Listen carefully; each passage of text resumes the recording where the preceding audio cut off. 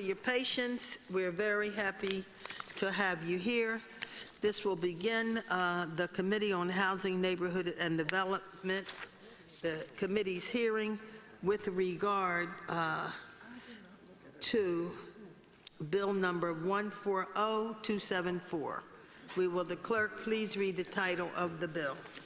Bill number 140274, an ordinance amending Chapter 21-1600 of the Philadelphia Code entitled Housing Trust Fund to provide annual operating support for affordable rental units that develop using the 4% federal low-income housing tax credit, all under certain terms and conditions.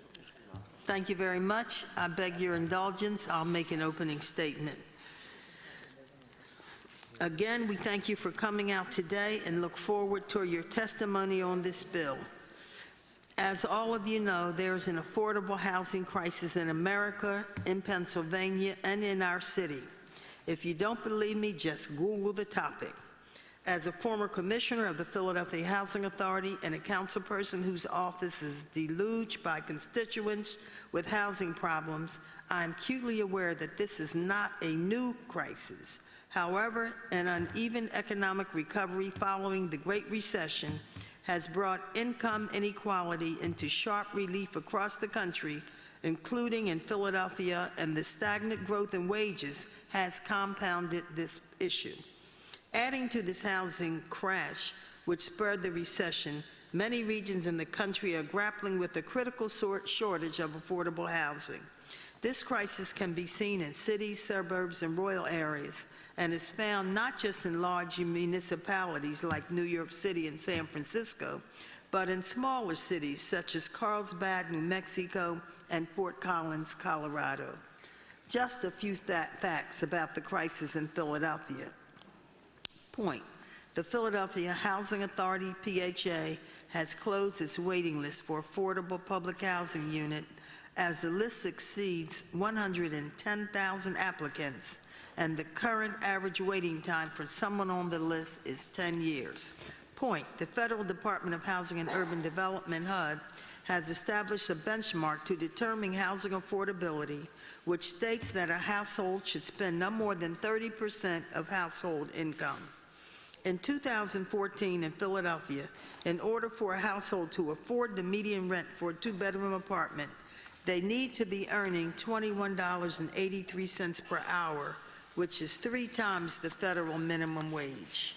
The Office of Housing and Community, next point, the Office of Housing and Community Development, in its report on the impediments to fair housing choice, documents the fact that over 116,000 Philadelphia renter households are moderately burdened, paying between 30% and 50% of their household income for rent, and over 70,000 Philadelphia renter households are severely burdened, paying over 50% of their income for rent.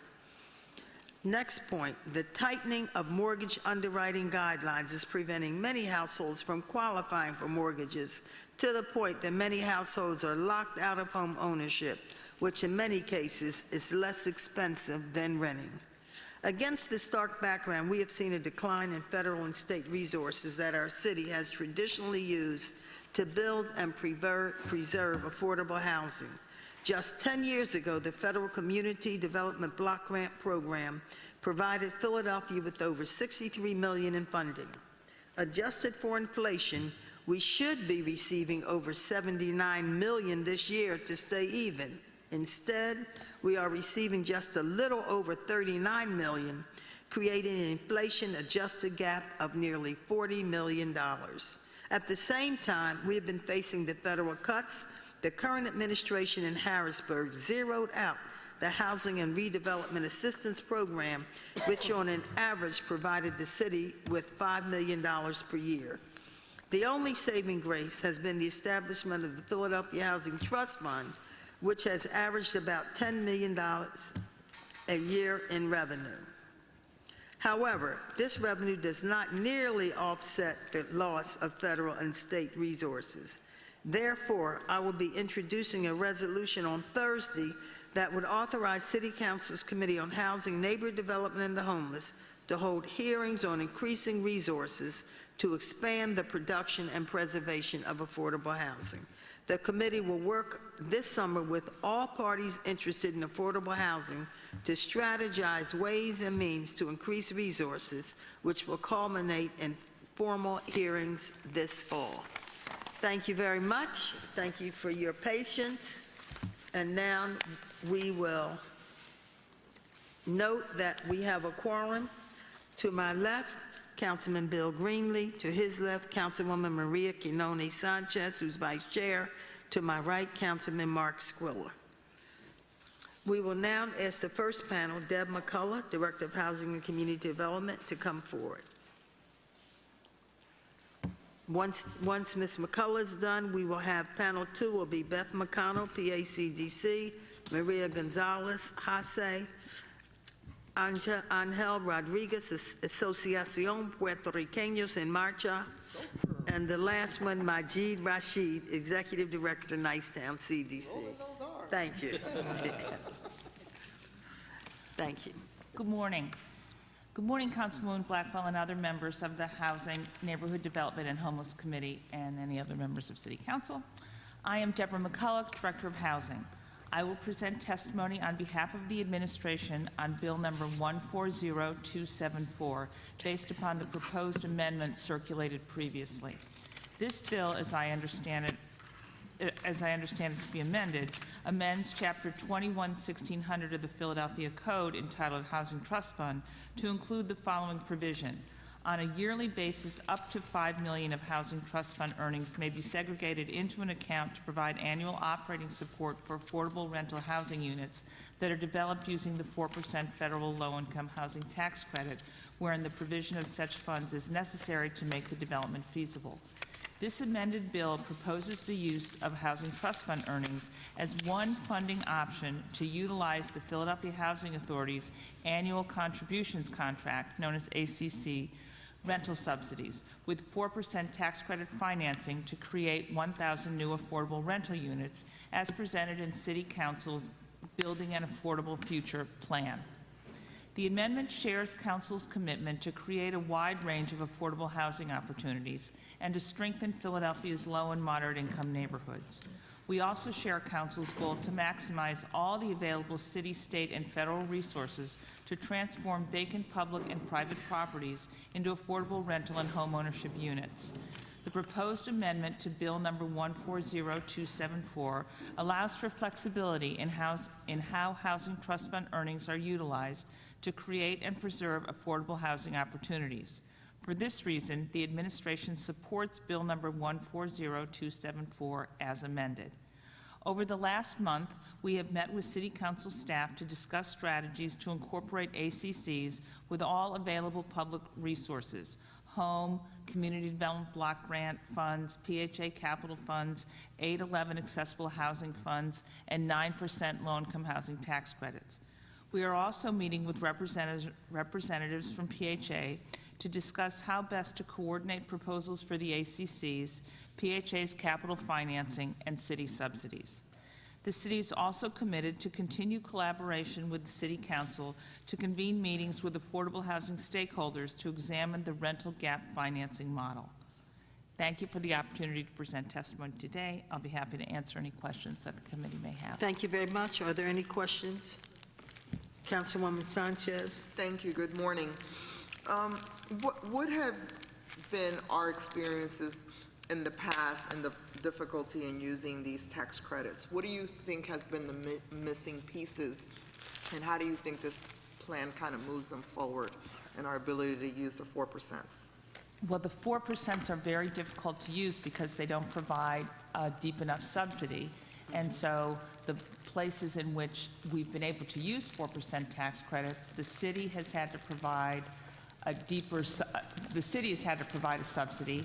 In some cases, that subsidy has been used to support an operating subsidy, and in some cases, that subsidy has been used to support construction, a capital subsidy. So the 4% tax, the fundamental problem is that the 4% tax credits don't raise as much equity as the 9% tax credits. And so there's still a gap that has to be found someplace. Do we have an average of what that gap is per unit?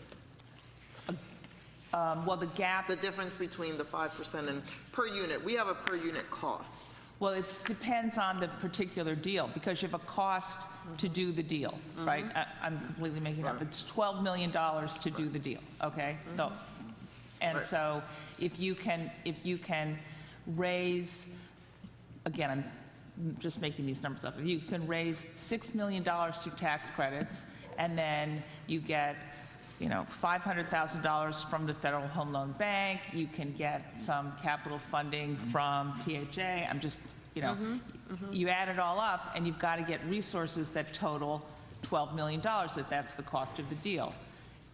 The problem, the concern, the challenge is that 4% tax credits don't raise as much money as 9%. So unless the deal can work with 4% without a subsidy, then you're still in the same place you are, no matter what you're raising, and most of them need the equity that's raised by 9%. So the challenge is to figure out always, The this is number. the cost of the deal, and how do we get the resources meshed to meet the cost? I think one of the important things about this particular plan, and I like us as we work and we move towards this, we know that a tax credit deal, there's a minimal amount of units before it becomes a viable deal, anywhere between 25 and 30, all the development.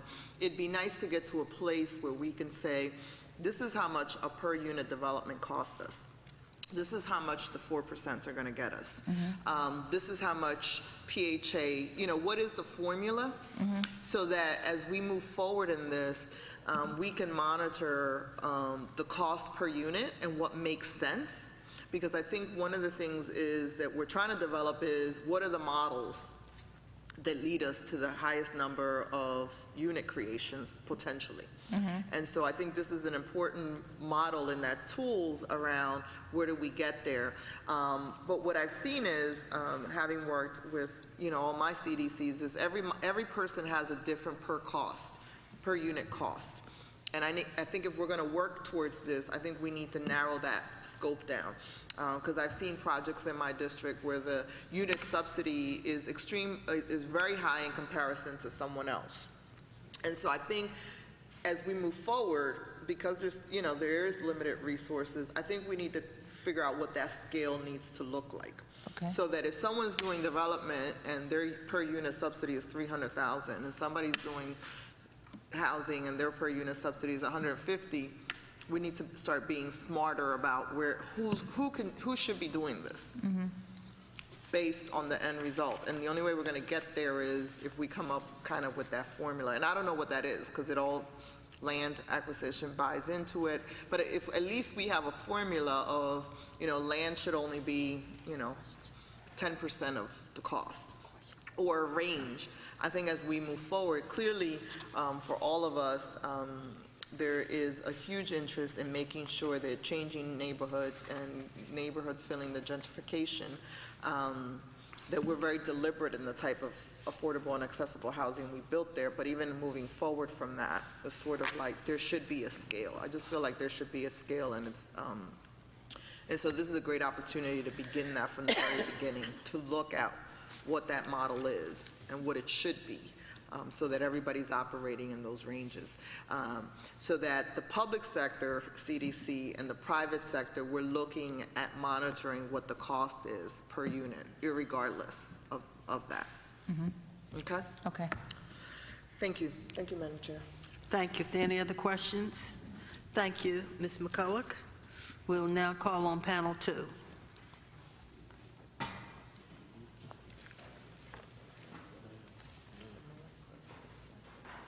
Panel 3 is Nancy Salandra, Disabled in Action, Marcus Presley, Women's United Revitalization Project, Lynette Correa, Women's Community Revitalization Project, and Thomas Earl, Liberty Resources. Good morning. Thank you. You may begin in any order. Good morning. Good morning, Chairwoman Blackwell and other members of council. My name is Beth McConnell. I'm the Policy Director for the Philadelphia Association of CDCs. Thank you for the opportunity to testify. As you know and spoke about, our need for affordable homes is enormous. We need about 60,000 more units to meet the needs of residents at or below 30% area median income here in the city. And that's, of course, why the work that CDCs do is so critical, providing quality, affordable housing for our most vulnerable populations and in some of our most disinvested neighborhoods is at the core of the work of many of PACDC's members.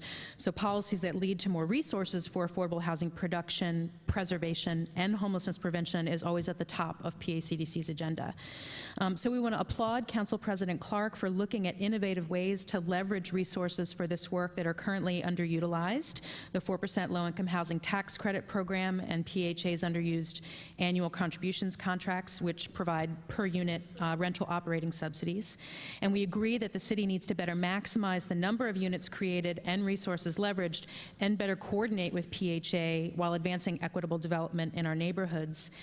We also applaud Council President Clark and Councilwoman Blackwell for working together to amend Bill number 140274 to read that up to $5 million in Housing Trust Fund revenues each year could be set aside to support affordable housing projects that leverage the 4% tax credits administered by PHFA. The amended version of the bill will ensure that the city can evaluate all of the competing requests received and decide how best to allocate the very limited subsidies that are available without diverting resources from other projects. But as you know, the Housing Trust Fund budget is only about $12 to $13 million per year, and not only about $4 to $5 million of that is already allocated to the development of affordable units. And each year, the city receives 3 times more proposals for worthy affordable home development projects than it has the resources to support. The Housing Trust Fund also supports the Basic Systems Repair Program, BSRP. The waiting list for that is now closed because it grew too large and is many years long. OHCD was also forced to eliminate funding for targeted housing preservation in prior years due to budget constraints, although we want to applaud OHCD for allocating a small amount of Housing Trust Fund resources to those programs in FY15. But as we discuss the new Affordable Housing Units Plan, we urge Council to recognize that production and preservation of affordable homes really go hand in hand. And so we want to applaud Councilwoman Blackwell for announcing plans for Council to hold hearings this fall on ways we can generate more resources for Housing Trust Funds so we can really invest in the new initiative and other ongoing home development and do more to preserve existing affordable homes that are in desperate need of repair. Just for example, as a candidate for mayor in 2007, Mayor Nutter promoted the idea of capturing a portion of revenue from expiring 10-year tax abatements for the Housing Trust Fund, and also proposed capturing incremental increases in revenue from the real estate transfer tax in a policy position when a candidate for mayor. Similarly, as our housing market and economy improve, those are ideas that are worth revisiting. Similarly, we could look at other options, such as investigating a surcharge on sheriff sales to fund affordable housing or the Housing Trust Fund. And just for context, if there were a $2 surcharge on hotel room bookings, $2 per stay, Philadelphia could raise more than $5 million a year for affordable homes. So it's time to look at those and many other creative ideas that could be brought to the table, and we look forward to working with you. Our PACDC and our members want to be at that table, and we look forward to working with you, ready, willing, and able to make sure that every Philadelphian has an affordable place to call home. Thank you for the opportunity to testify. Thank you very much. Any questions? Thank you. Next.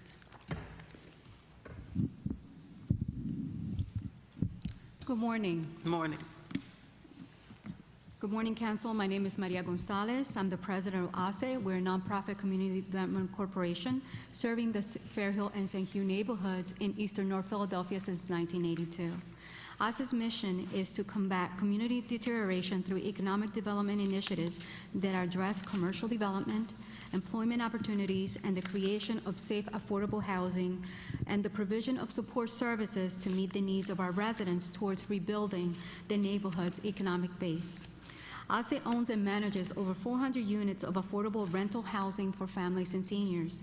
Of that, 50% represent our multifamily rental portfolio that was developed with the support from the Low-Income Housing Tax Credit Program to serve families at 50% and below of area median income. In recent years, it has become more difficult to serve households earning less than 30% of median because they do not have sufficient income to pay low-income housing tax credit rents as established by the Pennsylvania Housing Finance Agency.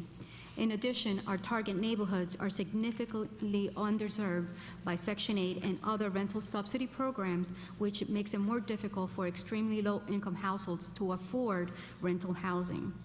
ASE supports policies that lead to more resources for affordable housing production and preservation of existing affordable housing stock. That's why we're in support of Bill number 140443, which will provide an estimated $750,000 to the Housing Trust Fund by raising the mortgage and deed recording fees by $5. At a time when funding is decreasing at every level of government, we agree with Council that we need to explore ways to leverage additional resources for affordable housing creation and preservation. In our experience, using 4% tax credits for affordable housing development and preservation is very challenging because this resource provides limited equity, requiring CDCs to leverage other funding to make housing deals work. Traditional affordable housing developments require anywhere from 3 to 5 different financing sources to be shovel-ready. Leveraging additional resources from state, federal, and private sectors to match the 4% low-income housing tax credits is key for making this funding stream viable and sustainable in our most disadvantaged neighborhoods. We are appreciative to Council for exploring ways to leverage resources for affordable housing to include PHA's underused annual contribution contracts, which provide per unit rental operating subsidies, which are very much needed to serve extremely low-income households. Rental subsidies are critical for sustaining affordable housing developments and to leverage FHA financing and other resources for development and preservation of units. ASE is a strong supporter for the use of PHA's ACCs to serve our most vulnerable households. We applaud Council for working together to amend Bill number 40274 to read up to $5 million in Housing Trust Fund revenues each year could be set aside to support affordable housing projects that leverage 4% low-income housing tax credits. The amended version of the bill will ensure that the city can evaluate all the competing requests received and how to best allocate limited resources. We thank Council for all their work over the years in advocating for policies and programs to end homelessness, address affordable housing needs, and advance equitable development. As a board member of PACDC, ASE would like to be at the table to make the Building an Affordable Future Plan work to help our most vulnerable households. Thank you. Thank you very much. Any questions? Councilwoman Sanchez? Maria, since you're so good at these tax credit deals, is there a formula that you guys have internally created that says, in this tax credit deal, for this to work, this is how much should be spent on land, this is how much we need? Do you guys have a scale of that? It's very challenging because it depends from deal to deal. For new construction, it depends on the land, how much is acquisition. If we're getting from the city, it's less expensive. If we buy from a private investor, it's going to be more expensive. In addition to that, there's environmental costs that have to be calculated in, which vary from site to site. As far as brick and mortar, new construction is easier to estimate because you have means that are available based on the construction industry, so you can determine that. But there's other factors at play that is very difficult to come up with a formula. I know with a 4% tax credit, that only gives you anywhere between 30 to 40% of additional resources for the deal. So that means you're going to have to either borrow or get other grants to fill in the gap. Is there any way, so you're saying new construction, what's the square footage cost right now on new construction? New construction, the last deal that we did, which is individual housing, was about $290,000. and that acquisition for the land was at $1. But we had environmental conditions. We had to build a lot of infrastructure for stormwater management. In addition to that, we had to build sanitary lines because we created a new street. So there were a lot of costs involved. Okay. But normally, new construction is what per square foot? What are you guys doing? I would say, 70? based on union, see, that's another thing, based on prevailing wage and union, I would say per unit, it would be about $200,000, based on our experience, Per unit? per unit. All right. Thank you. But you don't see, I mean, I understand that outside of the environmentals and acquisition, but is there a way that we can come up with a scale that says, what makes the deal work, so that you're saying whatever that is, brick and mortars is one thing, and then the contingency, which is supposed to be where Right. some of your environmentals, if you do phase one, and then you have to do, particularly for repurposing and reusing of buildings. I know the environmental is Right. huge because you have lead, you have asbestos, you have some of Right. those things. But I would be interested to see if there's a way that we can start scaling this, because we are trying to scale up. Right. And so the issue is there at least a range that we can say to folks, this makes sense, or this doesn't make sense? Right. Or sometimes what doesn't make sense makes sense because there's a community good to it, but then at least Right. we're making a decision based on a broader piece as opposed to, I just see that my experience in the last 6 or 7 years has been that the scale's kind of all over the place. And so at some point, particularly with this, then now we're going to be looking at more infill, other things. I think we need to come up with a model for it. And I think we can if we just don't include site conditions, if Right. we're from the ground up, Right. that we can control those costs, and we can use a range Right. that's determined to determine what those costs are. Anything on the ground, it's really what throws the Right. budget out of whack. Right. And so we want to be able to follow that and monitor that. Because, for instance, in communities like that I represent in Kensington, where you have a lot of old stuff, there might be a lot of environmental issues, and we need to monitor that, because then we need to build that in as Right. part of the repurpose, particularly if we're repurposing. The infill stuff is not as much, but repurposing, I think Right. we need to look at those things just to kind of get a handle on them as we move up. I mean, obviously, this is 1,500 units. PHA is looking at 6,500 units. If we're ever going to be able to scale up to a point where, we're filling the 60,000 number that Beth used, that's a lot of work. Yes, it is. Thank you. Thank you. Thank you. Fine. Next. Good morning, everybody. Good morning. Good morning, Chairwoman Blackwell and other esteemed members of council. Thank you. I am Majida Rashid, Chief Operating Officer of the Nicetown CDC, and our organization is a member of PACDC. I want to thank you for allowing my colleagues and myself to testify this morning on Bill number 140274. The Nicetown CDC was founded in 1999 with a mission to dynamically improve the quality of life in Nicetown and surrounding communities. Our holistic and sustainable approach prioritizes goals and objectives that include community organizing through re-education and training, neighborhood planning, public health and safety, affordable housing development, commercial corridor revitalization, land management, and arts and culture. Along with our appeal and thanks to you regarding efforts to establish funding sources for the Housing Trust Fund, I want to also convey the need to secure adequate resources for housing preservation. We also want to acknowledge and thank OECD for allocating new preservation resources to HTF preservation in fiscal year 15. However, I emphatically encourage Council to remember that housing production and preservation of existing homes must be jointly planned and implemented. For example, the redevelopment of the historic Wayne Junction and our Nicetown Court 1 and 2 affordable housing developments total nearly $75 million in leveraged neighborhood investment. In a neighborhood that had not been on any meaningful plan for more than 20 years, this has made a tremendous impact visibly and to the economy.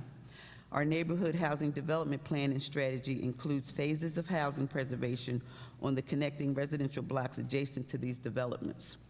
Planning and new development often brings to light the tremendous need to stabilize and preserve the existing housing stock adjacent to it.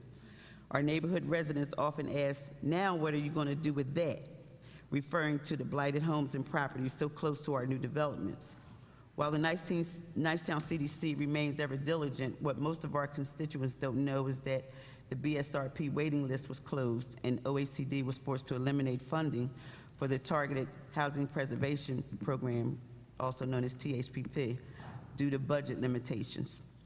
The Nicetown CDC has completed 19 THPP projects on the residential blocks surrounding Nicetown Court 1 and 2. Now, with minimal resources for preservation, the Nicetown CDC is not able to continue implementation of our affordable housing development and preservation plans without interruption. This scenario is not just in Nicetown, but in many neighborhoods where our fellow CDCs are working diligently to revitalize communities. This is why PACDC is advocating at the state and federal level for more resources, including the aforementioned efforts of Senators Kitchen and Vogel to direct up to $25 million annually in new revenue collected from the state realty transfer tax to FAIR, and the bill from Representative Killian to expand the NAP. I join my colleagues in support of this, and we applaud Council President Clark for considering the 4% low-income housing tax credit program and PHA's underused annual contributions contract. Well, but we do have to pay attention to what was said by Maria and Deborah in regards to the difficulties in that 4% program. This will also assist the much-needed Affordable Housing Units initiative and do more to preserve and improve existing homes that are so desperately in need of repair. Other options, such as surcharges on sheriff sales and hotel bookings, potentially could raise more than $5 million per year. These are all new and innovative ways to help establish more funding to support sustainability with affordable housing development and preservation.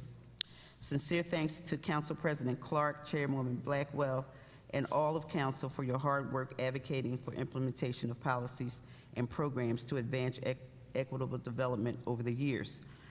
PACDC would like to join you at the table to make the Building an Affordable Future Plan work.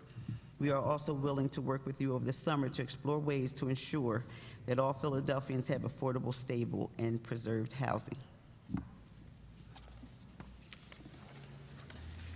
Any questions? Thank you. Any questions? The chair also notes that Councilwoman Cindy Bass on this committee is also present. Thank you. Mr. Rodriguez. Good morning, Councilman, Good morning. Councilwoman Blackwell, and council members. Thank you for the opportunity to testify. I'm Angel Rodriguez, Vice President of Asociación Puertorriqueños en Marcha. I'm here in support of Bill 140274.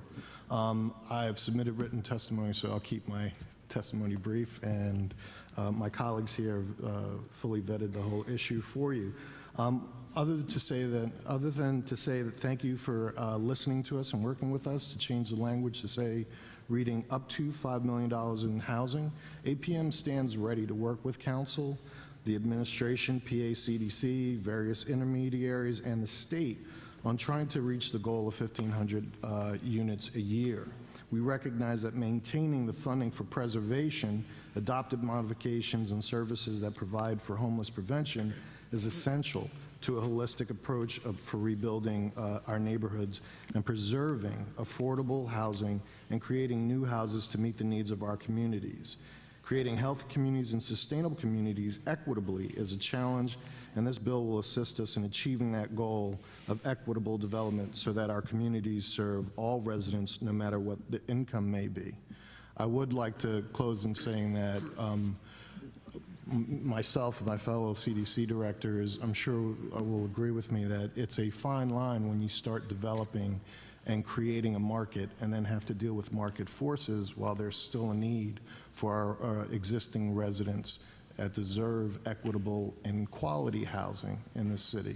So thank you for the bill, and thanks for the opportunity to work. Thank you, and we absolutely agree. Definitely a challenge. Right, any questions for anyone on this panel? All right, we thank you very much. Panel 3.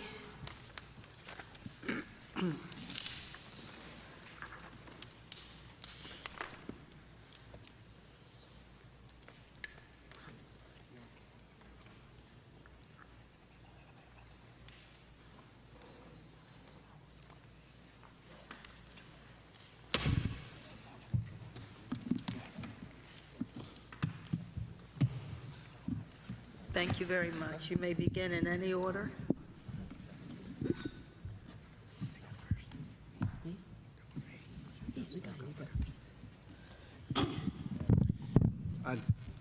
Good morning, Council, and good morning, Chairperson Blackwell. Thank you for the opportunity to testify today.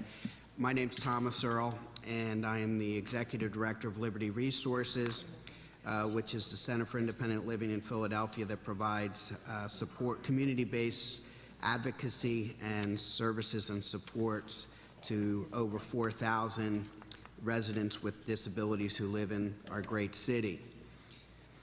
We are also members of the Philadelphia Coalition for Affordable Communities, a group of community-based stakeholders with a long history in Philadelphia that has successfully helped pass the Housing Trust Fund, inclusionary zoning, and most recently the city's first land bank ordinance. I'm here to testify today in support of Bill number 140274. We applaud the city for recognizing the continuing housing crisis that working families in Philadelphia face, as well as many residents with physical disabilities who are on very low fixed income, monthly income. We are very happy that the Building and Affordable Future Plan calls for using the newly established land bank to set aside vacant land in gentrifying neighborhoods. LRI and the Campaign to Take Back the Vacant Land advocated strongly for the specific inclusion of the equitable development language that is in the bill and passed under Councilwoman Sanchez's leadership. And we encourage to see that this is part of the current plan, specifically leveraging the 4% federal low-income tax credit will help and go a long way to making sure that we're not diverting HTF dollars away from critical projects and programs that are currently being financed by the trust fund, such as the 9% tax rental credit, as well as basic home systems and repair, and the adaptive modification program. Specifically, we have ongoing concerns about the adaptive modification program that currently has about a 3 to 4 year waiting list for folks to receive receive help improving the accessibility of their existing apartment or homes in the city of Philadelphia. LRI and its Housing Development Corporation, Liberty Housing Development Corporation, have directly benefited from the Housing Trust Fund in the past, and securing the Housing Trust Fund's future is very important to us. We've been blessed to receive 2 grants to develop 18 units of accessible and affordable one-bedroom housing that's specifically used to help people with disabilities in Philadelphia move out of nursing homes like Philadelphia Nursing Home and begin living independently in the community. With the success of the Housing Trust Fund, we would continue to work in that manner to increase accessible and affordable housing so that seniors and people with disabilities can live with dignity in their communities and live independently with their family and friends instead of unnecessary and expensive nursing home facilities. So optimizing the use of available low-income tax credits is very important, and we applaud City Council on this effort. Thank you very much. Thank you. Any questions? Thank you very much. Councilwoman Sanchez? Hi, Tom, how are you doing? Hi, Councilwoman.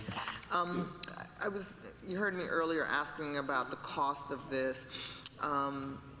In addition to the normal cost of a unit, in terms of making it affordable and accessible, have you guys looked at a scale at what you think, and you don't have to answer this right now, but I'd be interested to see what the additional costs are so that we can be as proactive as we possibly can?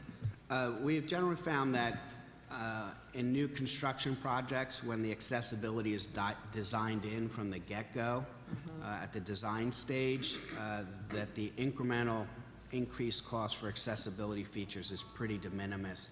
I can circle back to you and we do have an average square foot price for new construction as well as rehabbing. So definitely will forward that information to you. You alluded to the 3-4 year waiting list at Basic Systems repair. What's that number? What is, how many? I'm not sure the waiting list for basic systems repair, but Oh, the modification one, I'm the sorry, waiting list adaptation. for, 399. 399 people? yep, And how many do we do a year? You know about how many? Well, we can ask later. Just wanna, we'll get that later. It can be anywhere from 100 to 200, it depends on what they're doing, on what they're... per year. Yeah, per year, on what they're doing. I think we want to make sure that as we start scaling this stuff up, we are as deliberative as possible in looking at the numbers and making sure that, you know, equitable development means that we are making sure there's a certain amount of units that are accessible That's as great. possible. And so sometimes if you guys don't call it to our attention, you know, we'll get caught up in the, We'll definitely remind you. okay, Thank you. thank you.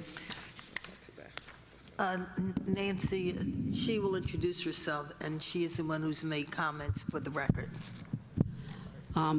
So you already have, I handed in my comments. I'm Nancy Salanger with Disabled in Action, and I want to thank you today for being able to testify on Bill 140274 as amended. We're in favor of that. We're in favor of the 1,000 units, though it's far short of what's needed. Disabled in Action has been advocating and working for over 2 decades on this issue. We're well aware of that. The people we serve are on SSI, and they're at 10% of area median income, so they're some of the lowest of the low. We'd like to see affordability be able to stay not for 10 or 20 or 30 or 40 years, but 99 years, because a lot of things, before you know it, they're not affordable anymore, and that's a big issue for us. We've also been working since 2000 with other groups and coalitions, and as Tom said, we're now part of the Philadelphia Coalition for Affordable Communities, and we're beginning to work on development without displacement. So we would really like to be able to work with the City Council and the administration in creating new policies and bringing new resources into the city. In my day job as working on nursing home transition, we transition people out of Philadelphia, 44 nursing homes. We at all times have 100 people on our waiting list. And with the minimal staff, we're able to move between 36 and 40 people out a year. So we understand tremendously the need, especially to bring people out of institutions and back into the community as taxpayers. Thank you again for being able to testify. Thank you very much. Thank you. Excuse me. Thank you very much for the opportunity to testify today. My name is Marcus Presley. I'm currently the organizing director at the Women's Community Revitalization Project. We operate about 250 units of affordable housing in eastern North Philadelphia that we've developed as well. I really want to thank City Council. We really applaud City Council for this effort to combat the affordable housing crisis in Philadelphia. Leveraging untapped resources such as the 4% tax credits are an extremely important way to do new affordable housing development. So we're very happy with this effort. We're also very happy with as Tom had mentioned, with the fact that the land bank bill, which we did a lot of advocacy for, and who Councilwoman Sanchez was a very big champion for, is going to be used to really target a development of affordable housing in gentrifying communities. So we applaud Council for that. Leveraging 4% tax credits is a great idea, and the amendments that were introduced last week will go a long way towards making sure that the bill is not diverting resources away from critical projects. WCRP has used 9% low-income housing tax credits and trust fund dollars to facilitate the development of over 70 units of affordable homes. And as a development organization, we're very excited about the possibility of testing out this new program in terms of the 4% tax credits. The one thing that we do want to make sure happens is that the Housing Trust Fund Oversight Board continues to have a strong role in overseeing the use of Housing Trust Fund dollars, including dollars that are going to be allocated to the Building Affordable Futures Plan. We do believe that in order to meet the tremendous demand of affordable housing in Philadelphia, we also need to generate additional revenue for the Housing Trust Fund, as Councilwoman Blackwell said in her opening remarks. We are also ready to stand with council and have conversations with council to figure out how that can happen. WCRP is beginning to work right now with a group of organizations that was mentioned earlier called the Philadelphia Coalition for Affordable Communities, and we really want to work with council to figure out how to do development without displacement. We're in the process of researching some policies that have worked in other places, such as mandatory inclusionary zoning, increased penalties for holding residential buildings vacant, limiting tax abatements in gentrifying neighborhoods, and anti-speculation taxes on flipping houses. We're going to be analyzing these to see how they might be able to work in Philadelphia's markets, and again, we're very interested in meeting with council members to discuss how we could join forces to increase resources that ensure that long-term residents and businesses and institutions aren't pushed out of communities. So thank you very much for the opportunity to talk today, and we're looking forward to having this be really the beginning of a dialogue around increasing resources for affordable housing. Thank you, Mr. Presley. Yes. Good morning. My name is Lynette Correa. Thank you for having me. I volunteer at the Women's Community Revitalization Project, WCRP. We are a nonprofit organization aligned with the PACDC and the Philadelphia Affordable Housing Coalition. Our organization has a long history of working with coalitions that win land and resources for affordable housing. Through the campaign to take back vacant land, we successfully won equity language in Philadelphia's first land bank bill. Our next goal is to introduce legislation that would increase funds for equitable development in the city. Balanced development comes without displacement, and we must dedicate funding to the city's Housing Trust Fund. The Development Without Displacement campaign will work to secure the use of existing HTF dollars and land bank parcels for the development of mixed-income communities. More community oversight by the HTF board is also crucial to the balanced approach that has been recognized by Councilman Clark. Our coalition is willing to be a test case for this. Regardless of the booms and busts of the housing market, we need to create affordable homes for people in their communities. Some options we can use to obtain more money for affordable housing are mandatory inclusionary zoning, which requires a portion of affordable new construction to be granted to people with low to moderate incomes, limits on tax abatements in gentrifying neighborhoods, and surcharges to transfer taxes, as well as anti-speculation taxes on flipped houses. In the last decade, thousands of new homes have been built across the city of Philadelphia. While this has been a boon to our neighborhoods, many of the city's long-term residents are not able to afford the tax increases attached to these $250,000+ properties. A perfect example of this can be seen on the 100 block of Ellsworth Street in the Pensport section of South Philadelphia, where one dilapidated row house built in the 1920s sits among over a dozen state-of-the-art modern structures. A photocopied article hangs inside its paint-chipped window with a headline that reads, "House poor. If a new real estate bubble goes pop, taxpayers will crackle and snap." We invite council to work with us and open up dialogue about increasing resources to ensure that gentrification does not push people out of their own neighborhoods. Thank you. Thank you very much. Are there any questions? We thank you all for your testimony. We note that the Building Industry Association of Philadelphia has submitted testimony that will be made part of the record. We want to say a special thank you to not only Councilwoman Sanchez, but President Darrell Clark and Herb Wetzel, who worked very, very hard on this legislation. Is there anyone? Yes, sir. Mr. Earl?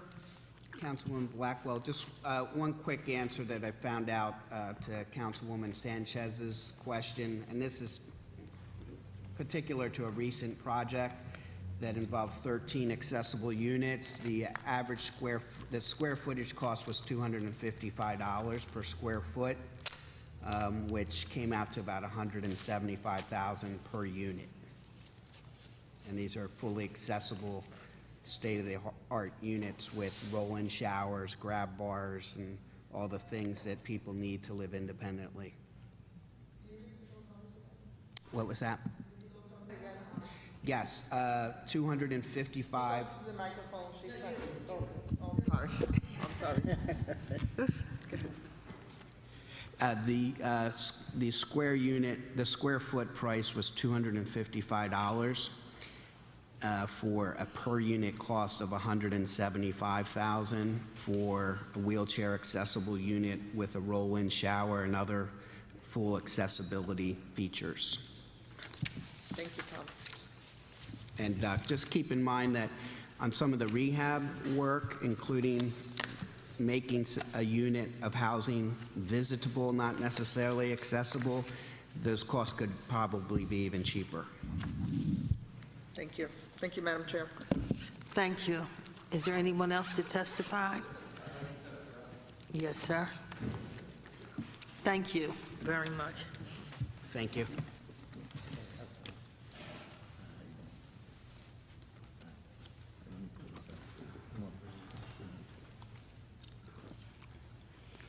Thank you very much. Good morning, Councilwoman, Good morning. Chairwoman, and other distinguished members of City Council. My name is Jihad Ali. I am a citizen. I like to lead with that because that's the most important thing to me. I'm also a founding member of the Contractors Roundtable, and I have experience in low-income housing tax credits because I was a co-developer in Councilwoman Blackwell's district with one of our leading African-American developers in the city of Philadelphia, Mr. Harold Thomas. One of the things that I heard in the conversation was that when Councilwoman Sanchez, when you talk about a formula, one thing to keep in mind, we're talking about two different things here. We're talking about this bill, which I fully support, and then we're talking about the 1,000 units.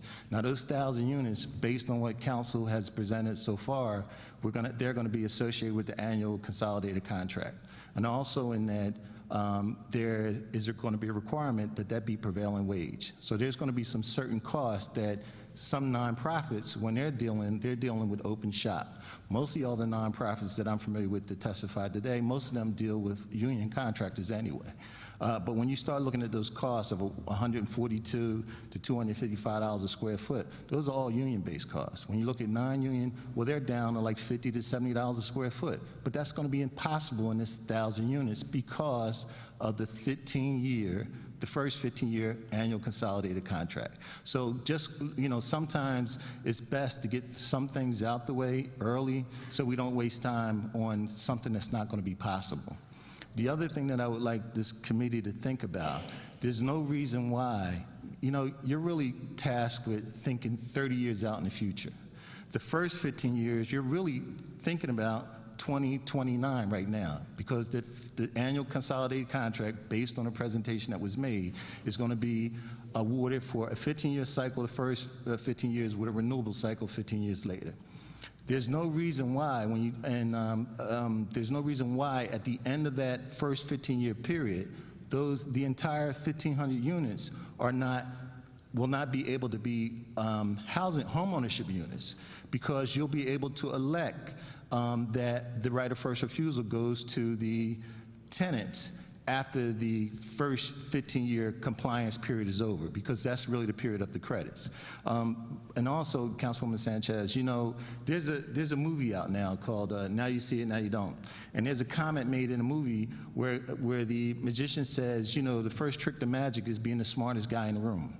And I would just like to modify that. The first thing about tax credits is you can't only have one smart guy in the room. You have to know these tax credits. And the thing, as I said earlier, we're talking about two different things, because when you talk about accessibility, visibility, all those regulations are mandated by the Qualified Application Plan, which is set by the state allocating agency. In our particular situation, that's PHFA.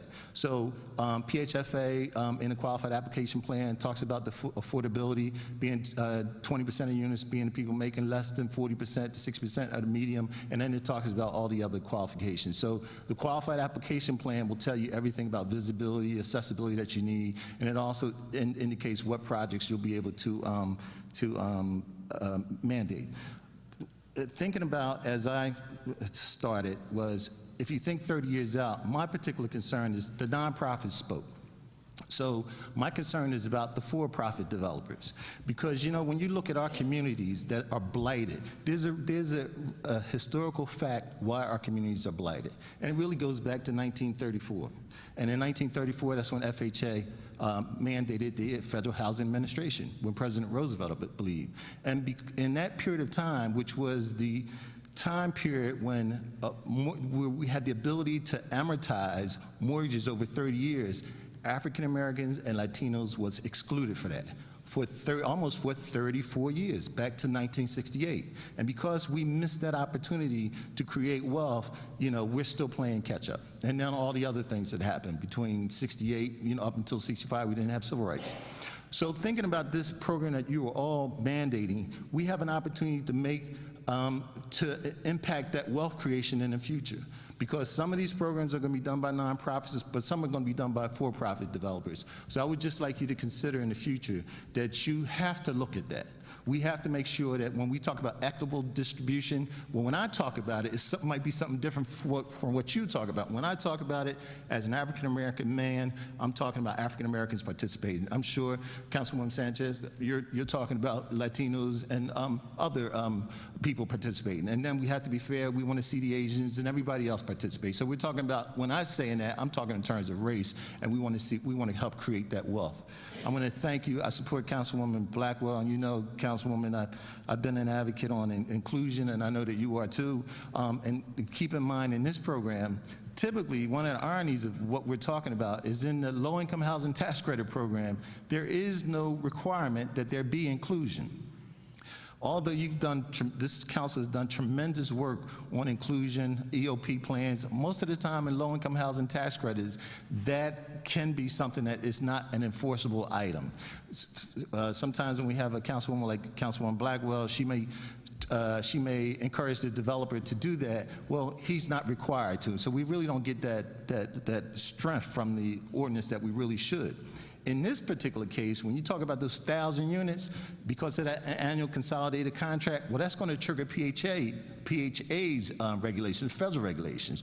So we're going to, by law, we're going to have, they're up at, I believe they're at 20 and 10. So we're going to get that participation. So that's a good thing about this on that. But so I just want to caution you that as you go forward, just have people on your staff that when you're sitting down with those developers, because everybody's only looking after their interests, and you have to be as knowledgeable as them as they're going to be on this side of the table. Thank you for giving me the opportunity to speak.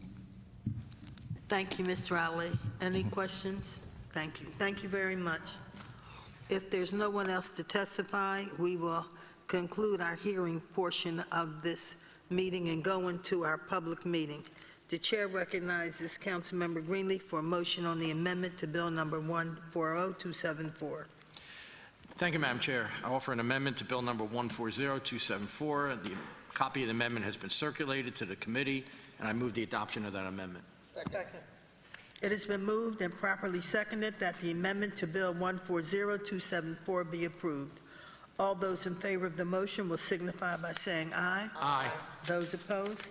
The ayes have it, the motion carries, and the amendment to Bill number 140274 has been approved. The chair now recognizes Vice Chair Sanchez for a motion on Bill number 140274 as amended.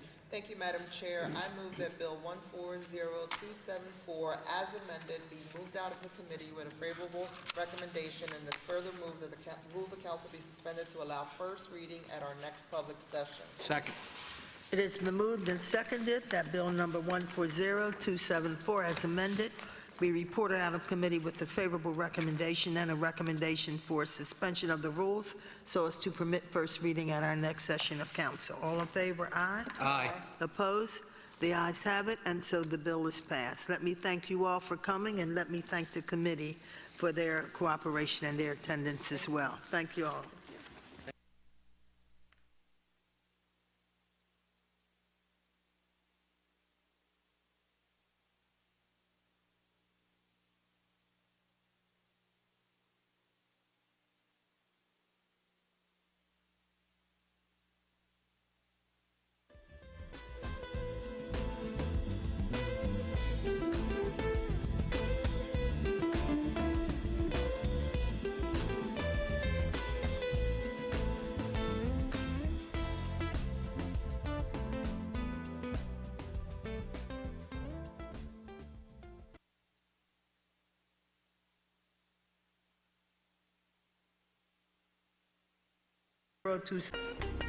This is Committee on Law and Government.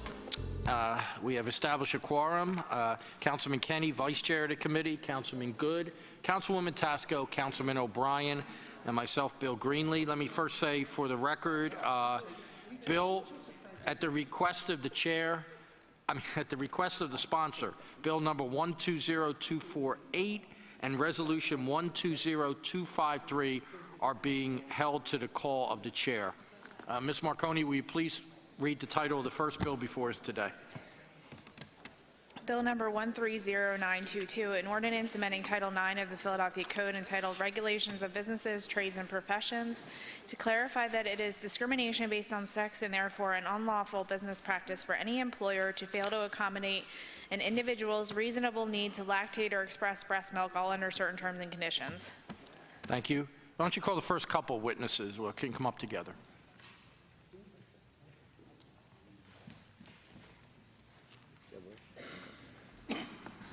Rue Landau, Dr. Esther Chung, and Amal Bass. Okay. As they're approaching, Chair recognizes Councilman O'Brien. Thank you, Mr. Chairman. I would like to commend Councilman Kenny's attempt once again. No, Denny. Wrong bill. Wrong bill. Oh, I'm sorry. All right. Okay. Council. Okay, sorry about that. Okay. Ms. Landau, will you please, why don't you start? State your name and proceed, please. Absolutely. Good afternoon, Chairman Greenlee and members of the Law and Government Committee. My name is Rue Landau, Executive Director of the Philadelphia Commission on Human Relations.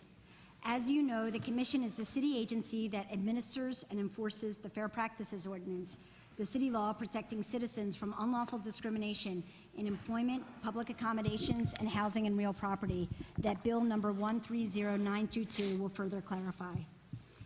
Today, on behalf of the administration, I appreciate the opportunity to testify in support of this bill and will highlight the issues affecting Philadelphia families that this bill will address. Nationally, we have witnessed President Obama reaffirming equal protections for new mothers through the Federal Affordable Care Act, which includes a provision requiring employers to offer reasonable break times for employees to pump breast milk up to 1 year after birth. The ACA states that employers must provide a private place other than a bathroom for employees to pump their breast milk so long as it does not cause undue hardship. Smaller businesses, those with fewer than 50 employees, are exempt from those federal requirements. Still, both a more clear legal and cultural foundation has been laid to produce a more inclusive work environment. Closer to home, Pennsylvania's Freedom to Breastfeed Act permits covered or exposed breastfeeding in any location, public or private. Sure. Closer to home, Pennsylvania's Freedom to Breastfeed Act permits covered or exposed breastfeeding in any location, public or private. In Philadelphia, while the Fair Practices Ordinance covers breastfeeding in public places, it does not include an explicit provision for a reasonable accommodation in employment, causing our commission to accept and investigate cases under a theory of sex discrimination. Bill number 130922 would rectify that situation and make protections to breastfeeding women in employment explicit in the FPO, covering all employers in Philadelphia with one or more employees. This addition to our law would further underscore Philadelphia's commitment to all employees and families, particularly women, and reinforce the city's unwavering commitment to the overall well-being of all workplaces and communities. This is critical because many Philadelphia families rely on working women for their survival. Census data shows that women remain the primary or co-breadwinners in 2 of 3 Philadelphia households, a tally that includes nursing mothers. In addition, the Centers for Disease Control report that more than 7 in 10 mothers breastfeed their children at some point, with nearly 4 in 10 mothers nursing exclusively during the first 3 months after childbirth. Some would say that nursing mothers actually perform a valuable public service and should be supported and applauded. Science has concluded that when compared with their formula-only counterparts, breastfed children suffer from fewer chronic ailments such as ear infections, diarrhea, respiratory illnesses, or other issues. That helps to lessen overall healthcare costs and heighten business productivity, with fewer new mothers being preoccupied or absent from work because of caring for a sick child. That's good for the city's economic bottom line. Historically, the Commission has investigated cases where new mothers have faced difficult choices between working and nourishing their children as they see best. We have seen instances across the country and even closer to home where women have had to resort to lawsuits to assert rights already afforded, such as Baccaris versus St. Gobain, Verano, North America. The issues of this 2013 Pennsylvania case are chilling. A nursing mother returned to work, being forced to first pump in a filthy bathroom and then a bug-laden locker room where coworkers purposefully would try to upset her with insulting pranks and comments. These are appalling work conditions and should never be tolerated, and this bill would help ensure that they won't take root here. The Commission expects to remain the primary enforcer of laws designated to protect women like Bobby Baccaris, including this bill if it is enacted. Past updates to the Fair Practices Ordinance have helped shield many women from various forms of discrimination based on their sex, including public breastfeeding. This bill explicitly would ban a practice that is harmful to working mothers and their families. That is why the administration is in support of this bill. We thank Councilman O for sponsoring this bill to ensure that new mothers are not ridiculed at or forced out of their jobs, all because they want well-nourished, healthy children. And we thank the Law and Government Committee again for the opportunity to testify in favor of Bill number 130922 with the proposed amendment. Thank you, Ms. Landau. And let's hear from the other panel before we take questions. If I could just say, Dr. Chung and Ms. Bass, we have your written testimonies. That will be made part of the record. If you could summarize your statements, because they're, particularly yours, is rather lengthy. I speak quickly. I Okay. appreciate it. Well, thank you. Good afternoon, Chairman Greenlee and distinguished members of the Committee on Law and Government. Thank you for the opportunity to provide testimony on behalf of the amendment to Bill 130922. My name is Dr. Esther Chung, and I'm a board-certified practicing physician with Nemours, professor of pediatrics at Jefferson Medical College, medical director of the newborn nursery at Thomas Jefferson University Hospital, and a fellow of the American Academy of Pediatrics. I've had the opportunity to visit a number of small and large businesses with successful workplace lactation support programs. As a pediatrician and a mother of 2 children, I did breastfeed them, and I am very familiar with the barriers to breastfeeding in the workplace based on my personal experience as well as that of my patients and families that I serve. The evidence that breast milk provides health benefits to infants is well established and widely accepted, and as mentioned, it includes not only ear infections, but also reduced rates of asthma, sudden infant death syndrome, childhood leukemia, and childhood obesity. Women who breastfeed also have health benefits in that they are less likely to develop breast cancer, have less postpartum hemorrhage, and return to their pre-pregnancy weight more quickly. Breastfeeding also promotes infant bonding, which is thought to contribute to lower rates of child neglect seen in children who are breastfed. Breastfeeding not only impacts children and women, but it also impacts society. Experts have shown that higher breastfeeding rates in the United States would result in a $13 billion annual savings, and therefore breastfeeding is everybody's business.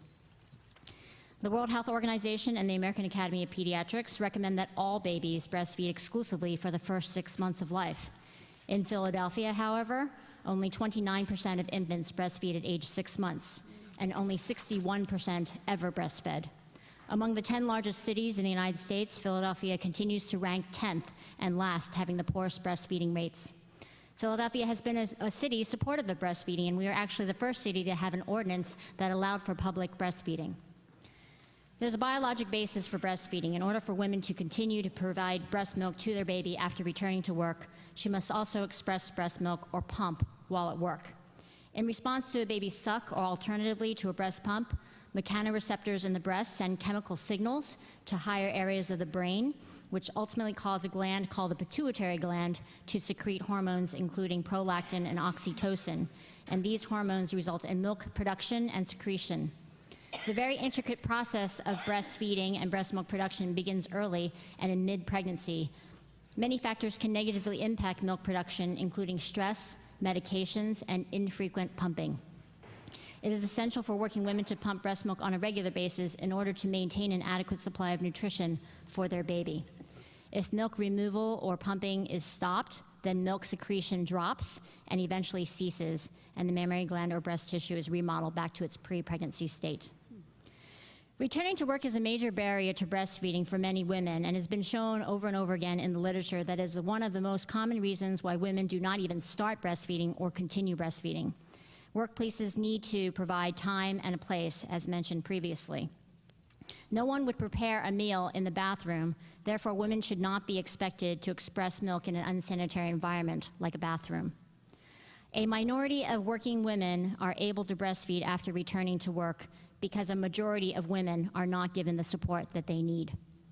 As a physician working in a hospital, I would not have been able to breastfeed my two children, who are now 18 and 14, without a private room or office where I could pump. In the U.S., the majority of working women, however, do not have a private office or room where they can pump.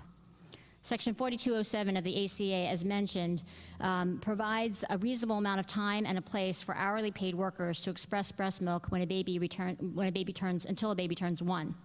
Unfortunately, not all women, including administrative and executive professionals and even teachers, are covered by Section 4207 of the ACA. The majority of women that I speak to on a daily basis in our newborn nursery do not even know that such a section of the law exists.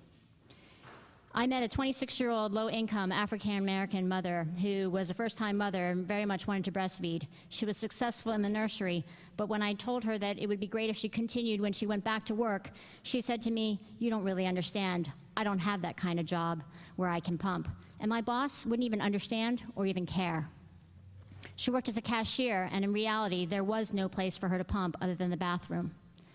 Another 33-year-old Caucasian middle-income experienced mother who worked in a nearby hospital brought her daughter to see me for the first time as a patient.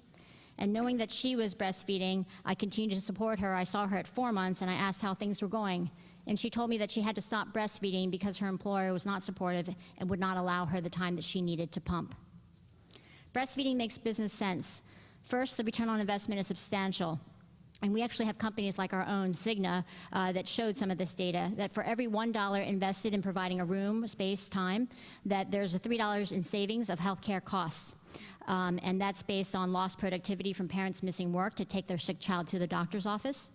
Companies with breastfeeding or lactation support programs have shown a cost savings of approximately $400 per baby per year, and that's based on data that's about 10 years old. Second, employees miss fewer days of work and are more likely to stay in their jobs and have better job satisfaction. And then productivity has also been shown to be increased. No woman should have to choose between her job and the health of her baby. During these hard times, families more than ever need to return to work, and women should not have to choose between their job and the right to breastfeed or breast pump. Workplaces should provide the necessary supports. And with a 3-to-1 return on investment being everybody's business and having fewer missed days of work and higher productivity, breastfeeding makes business sense. I'm proud to say that Thomas Jefferson University, following the passage of the ACA, Section 4207, went from having 1 building with 2 pumping rooms to now having 6 buildings with 7 pumping rooms, demonstrating that laws really can make an impact. I urge you to support the amendment to Bill 130922, which provides mothers with the right to express breast milk while at work and requires workplaces to provide reasonable time and a place other than the bathroom. Thank you very much, and I'd be happy to answer any questions. Ms. Bass? Thank you.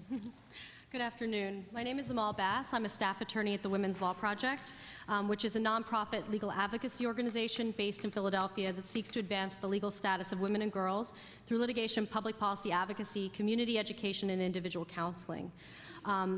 Health experts are there's a consensus about how important breastfeeding is for both mothers and babies, and we've heard from Dr. Chung about those benefits, so I won't go into that here today. In Pennsylvania, about 70% of women initiate breastfeeding after the birth of their babies, but only 16.5% nurse exclusively at 6 months. In order for a working mother to maintain her milk supply, she will need to express milk while at work, but many women find that their employers will not accommodate their need to express milk in the workplace. Women often cite the difficulty they face in securing accommodations in the workplace as one of the reasons for why they either stop breastfeeding entirely or have to supplement with formula. At the Women's Law Project, we often hear from women in Pennsylvania, including in Philadelphia, whose employers have denied them unpaid break time or a private space to express breast milk. Many of these women resort to pumping in bathroom stalls or in their cars. Sometimes they skip pumping entirely while they are at work, causing them to experience significant physical pain while increasing their likelihood of an infection in their breasts and decreasing their milk supply. Occasionally, we hear from women who feel compelled to leave their jobs because their employers fail to accommodate their need to express milk in the workplace, leaving those women caught between the advice given by their children's pediatricians and the unreasonable demands of their employers. While 24 states and the District of Columbia have laws that would protect many of these women, Pennsylvania does not have a law that pertains to expressing breast milk in the workplace.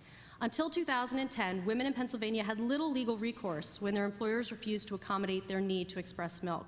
That changed for many, but not for all women, with the passage of the Affordable Care Act, which included an amendment to the Fair Labor Standards Act known as the Break Time for Nursing Mothers provision.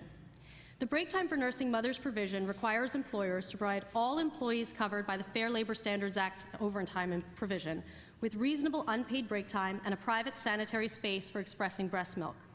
Employers with fewer than 50 employees do not have to provide these accommodations if doing so would impose an undue hardship on them. The Break Time for Nursing Mothers provision of the ACA helps many women whose employers have refused to allow them to express milk in the workplace. However, it does not protect women who choose to nurse their babies beyond 1 year, nor does it protect employees who are exempt under the Fair Labor Standards Act, which includes employees working in an executive, administrative, or professional capacity. As a result, determining whether a woman is exempt or non-exempt under the Fair Labor Standards Act is often an issue in these cases. At the Women's Law Project, we have heard from women whose employers have denied the request to express breast milk in the workplace on the basis that they are exempt employees, even when their jobs might not meet the legal requirements under the Fair Labor Standards Act to be considered exempt. Exempt status under the Fair Labor Standards Act is often a fact-intensive analysis that differs from job to job, an analysis that is sometimes necessary under the federal law, but would not be necessary under the bill we're discussing here today. By eliminating the distinction between exempt and non-exempt employees for the purposes of expressing breast milk in the workplace, the bill we are discussing today would fill a gap left by the federal law by covering all employees, and it would clarify employers' obligations and employees' rights. The bill amends the Fair Practices Ordinance to require employers with one or more employees to provide reasonable accommodations to women who need to express milk in the workplace. It provides clear instructions to employers and employees about what constitutes a reasonable accommodation, and there is a definition in there specifically included.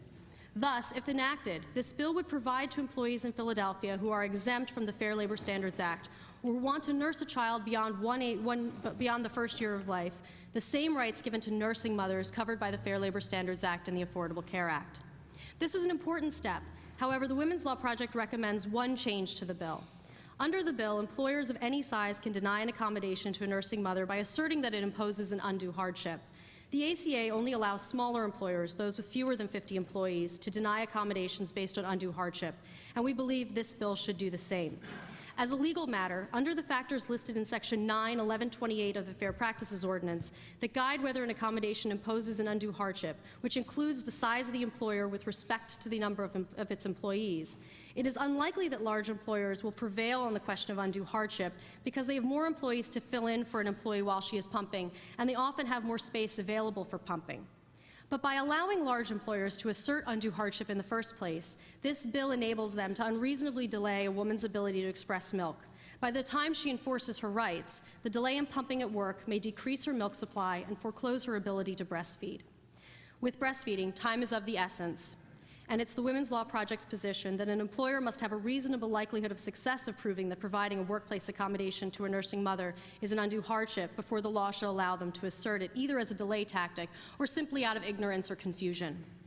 Overall, this bill is an important piece of legislation, though, that would help fill many gaps in the federal law by ensuring reasonable accommodations to women that allow them to express milk in the workplace.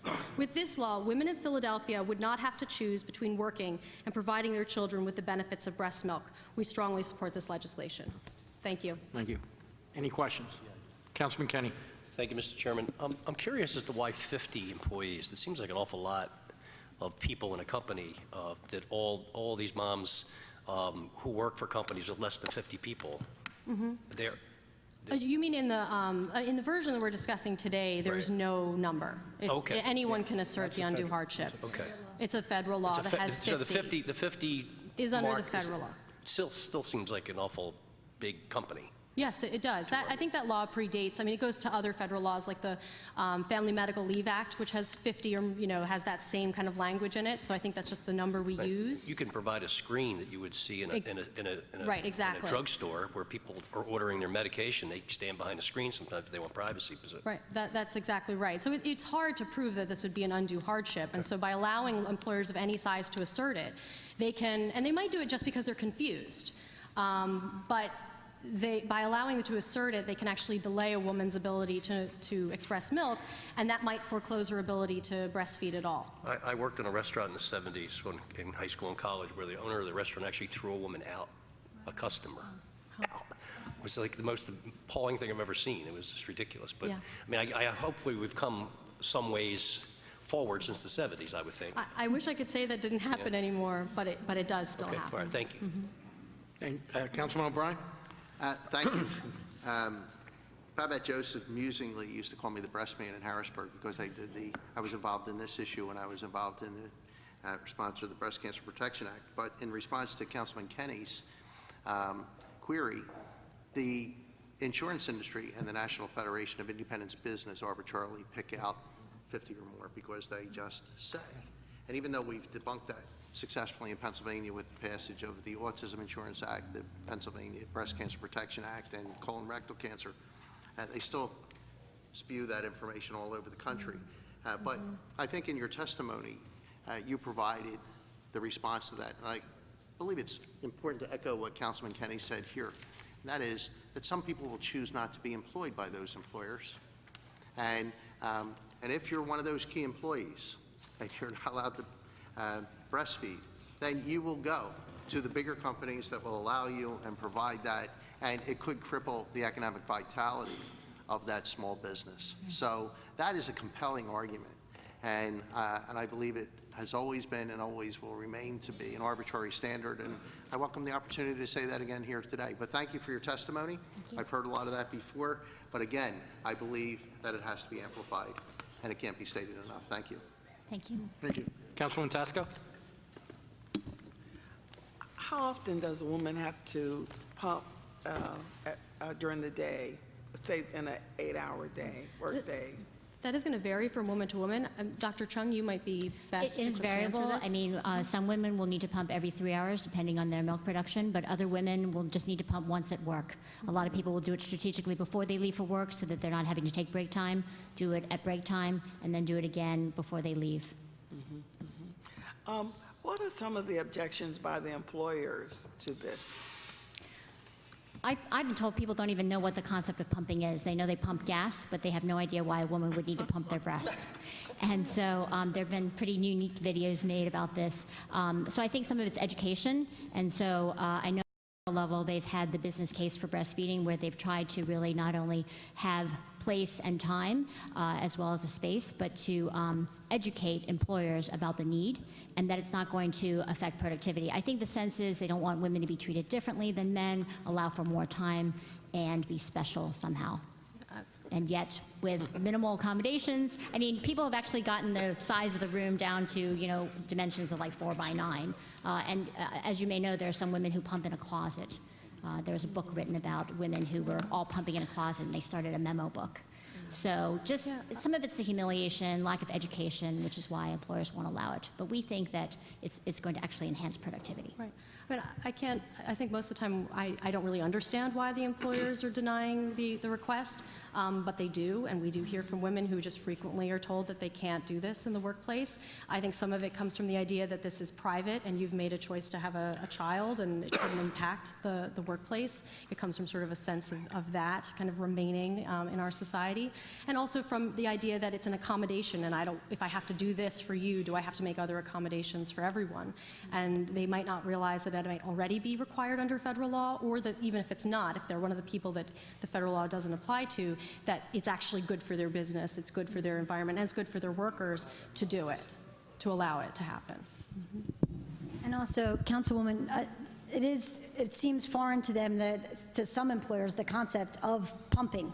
That we've heard employers say sometimes, oh, you can have the baby brought to you and then be able to breastfeed at work. And the employee says, no, that's not what I'm asking to do. I'm not saying I want someone to bring my baby to me. I actually just need to pump.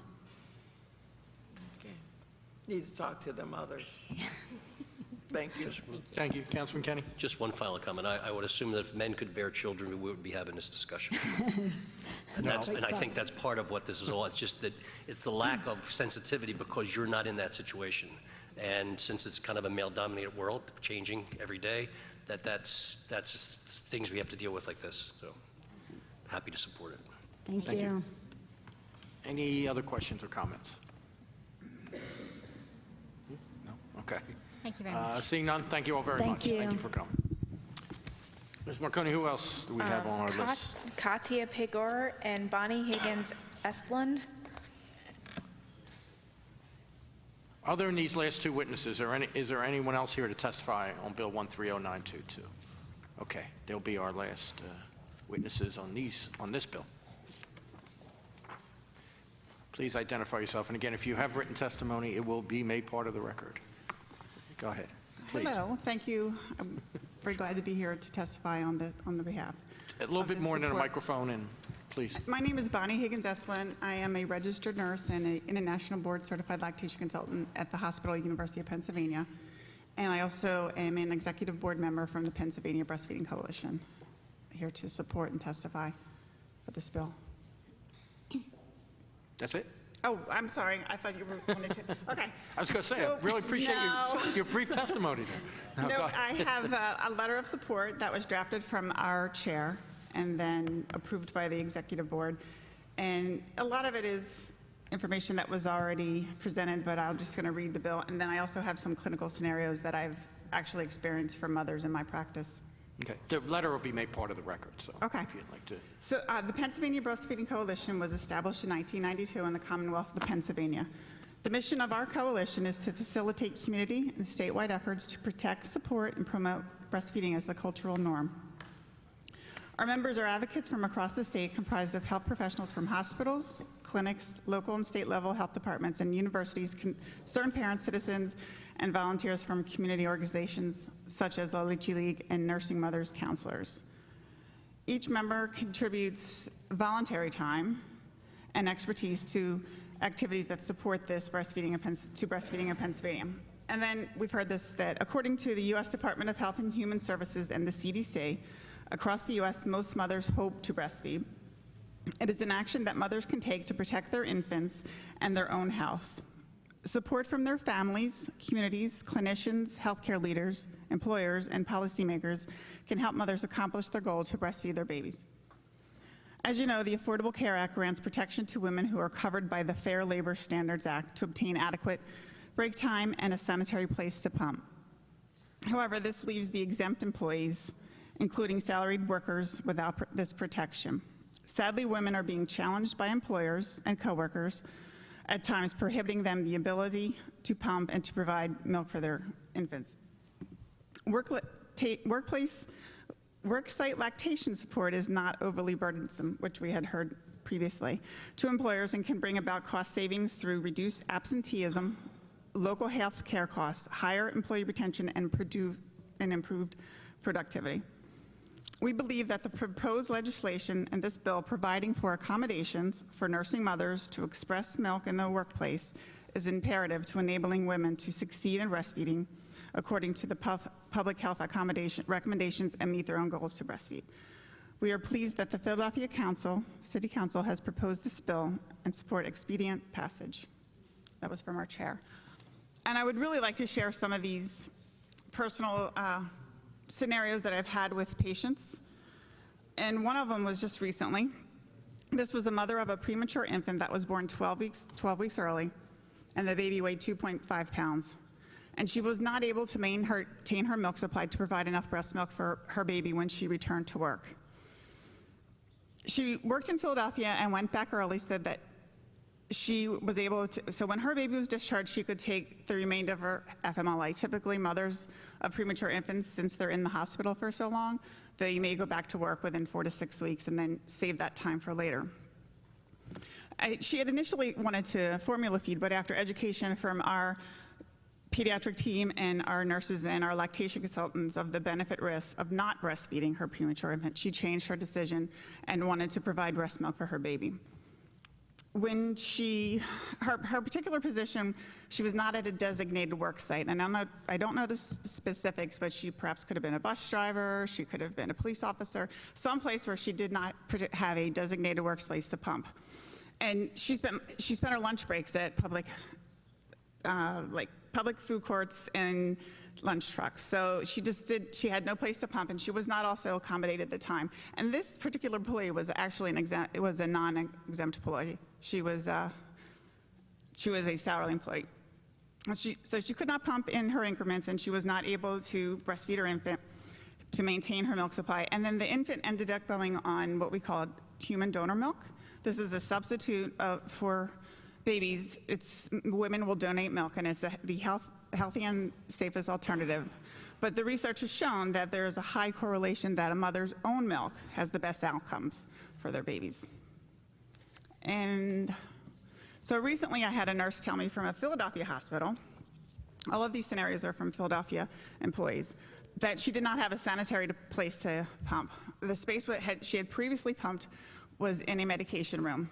Nurses go in and out of that medication room, and she was in the way, so the employees and her fellow colleagues were disgruntled, and then she was asked to pump in a closet, a dirty closet. And another scenario is that I had a manager from a Philadelphia hospital. She was referred to me for the particular law of providing break time for breastfeeding mothers. Some of those employees were exempt, some were not exempt, and I told her the law. But her reasoning was that she was not able to provide sufficient break time because it just interfered with the workflow of the unit, and that their times were at a certain time. So other employees became very disgruntled because then this created more work for them. Just put these in order. Frequently, mothers want to breastfeed, but may wean abruptly. And they may choose to wait to the 3-month mark when they go back to work, and maybe because they wanted to continue to breastfeed and they weren't prepared to stop, so they wean abruptly. Or they had planned to go to work and pump at work, and unexpectedly it was not conducive to their work conditions. So this may cause physical discomfort and potential health risks for the mother, such as breast infections. That's it. I think I had another one. Thank you. I'd like the record to reflect Councilman Heenan, a member of the committee, is also present. I neglected to mention earlier, Councilman O, the sponsor of the bill, is present, and Councilman Jones, the majority leader, is present. I know you had a question, Councilman. Let me hear from the other witness, and then, please identify yourself. Proceed. Talk right in that microphone. Okay. I'll do my best. I would like to thank the City Council for this opportunity to provide a testimony on the proposed amendment to Bill number 130922. My name is Katja Pigur, and I'm speaking in my role as a Director of Clinical and Breastfeeding Services of the Maternity Care Coalition, a working mother, and as a breastfeeding advocate. Since 1980, Maternity Care Coalition has been bringing people together who care about the health and well-being of pregnant women, infants, young children, and high-risk families. Our mission is to improve maternal and child health and well-being through the collaborative efforts of individuals, families, providers, and communities. Empowering women to initiate and continue to breastfeed has always been an integral part of MCC's home-based services. Maternity Care Coalition has been honoring employers and businesses for their exemplary support of breastfeeding employees and patrons since 2004. In March 2010, Maternity Care Coalition, MCC, partnered with the Philadelphia Department of Public Health and launched the Breastfeeding Friendly Philadelphia campaign as a part of the Get Healthy Philly initiative to improve citywide breastfeeding rates through a twofold approach. First, encouraging hospitals to implement evidence-based policies and practices to support and promote breastfeeding. And second, promoting the health and economic benefits of breastfeeding within the business community, and helping employers create and strengthen lactation support policies and programs for their work sites. Since then, all 6 Philadelphia birthing hospitals have joined together to help create a breastfeeding-friendly Philadelphia, which includes working to help mothers make an informed choice about infant feeding and to use their collective voices to make citywide changes that promote, protect, and support breastfeeding. But let's be honest, our local hospitals can't do it alone. In 2011, the Surgeon General's call to action asked for active involvement and support from family members, friends, communities, clinicians, healthcare systems, and employers. It takes a village to raise a healthy and happy child, and it also will take a village to create a breastfeeding-friendly city, a Philadelphia of motherly love. Because of the joint efforts of city hospitals, more mothers are initiating breastfeeding. Many of them are working moms and wish to continue breastfeeding after returning to work. In response, MCC created a breastfeeding-friendly employer certificate program, including technical assistance services for free to motivate and honor companies and organizations that support nursing employees. Breastfeeding makes a difference. It is the healthiest food for babies, critical for the development of healthy individuals and communities. The World Health Organization and the American Academy of Pediatrics have identified breastfeeding as the optimal method of infant feeding, ideal for fostering nutritional, immunological, and emotional health. In a time when 60% of our children are obese, there is a lower risk of obesity for both mothers and babies. Both organizations recommend exclusive breastfeeding for 6 months, followed by continued breastfeeding as complementary foods are introduced, with continuation of breastfeeding for 1 year or longer as mutually desired by mother and infant. The effect of breastfeeding is related to the dose, which means that health effects are stronger for both mother and baby when breastfeeding continues for a year or more. Breastfeeding is the cheapest and best preventive medicine, and the risks of not breastfeeding affect our society as a whole. Yet despite these benefits, 23% of women in the United States do not breastfeed after giving birth, and more than half stop breastfeeding by 6 months or even never start. Philadelphia's breastfeeding rate is an unacceptable 14.3 lower than the national average at delivery. In Philadelphia, 60.2, and nationally 76.5, and 14% lower at 6 months after birth. That is here 28.9% versus 43% nationally. More than 50% of women with infants under 1 year old are in the labor force, and 2/3 of these are employed full-time. Employed mothers are more likely to stop breastfeeding early if they do not receive the support they need in the workplace. Workplace support makes a difference. Federal law currently provides mothers reasonable break time to express milk in a private, non-bathroom location for 1 year after the child's birth. As of now, this provision only applies to non-exempt, hourly wage earning employees and provides protection and support for the most vulnerable workers. Working with employers, I notice that this leads to lots of confusion about who is covered and how to implement breastfeeding support for an exclusive employee group.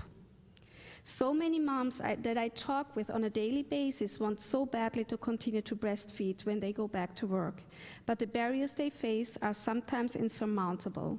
There are barriers such as a lack of private space, a lack of suitable accommodations, and a lack of support from their supervisor or coworkers.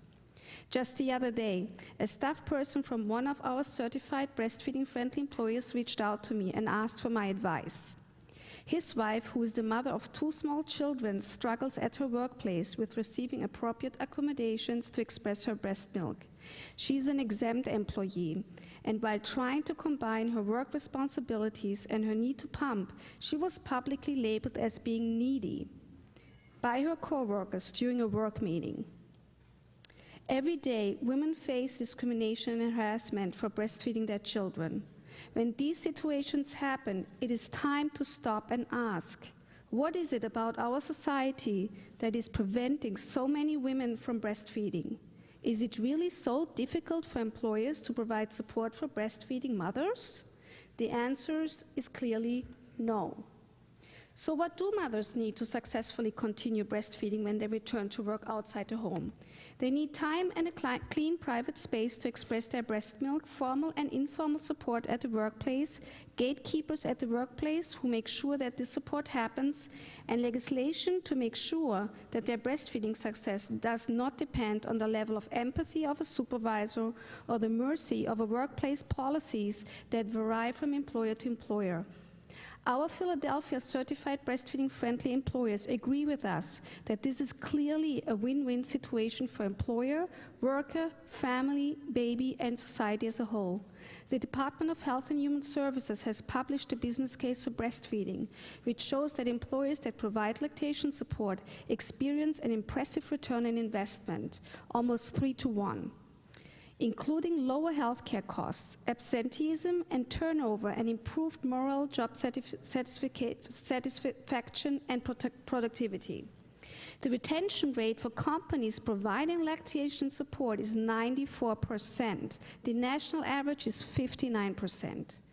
We should feel compelled to make these changes on behalf of working mothers. Let's enact the amendment to Bill number 130922 now and support women to continue breastfeeding while bringing home a paycheck to support themselves and their families. Let's join our efforts and make Philadelphia the city of motherly love.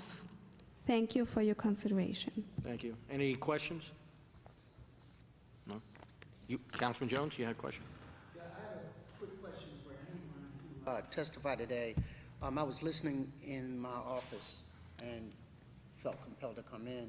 Two quick questions. One, I was looking at the number of lawsuits that were been filed in different circumstances, and I guess Mr. Chairman and Councilman O, the author of the bill, that from everything from bookstores have been sued to airports have been sued because they wanted to require, the TSA workers wanted to require x-ray of the milk, which has a effect on the milk possibly, and so municipal pools, Starbucks, restaurants, at what point, at some point, we're going to have to notify, particularly anything run by the city of Philadelphia, that this law is in effect since 2010, and that we need to adjust our policies accordingly. So we, particularly the airport folk, we might want to send a letter, Mr. Chairman, asking them how they are complying with this by way of x-rays at least. And then I applaud you and the committee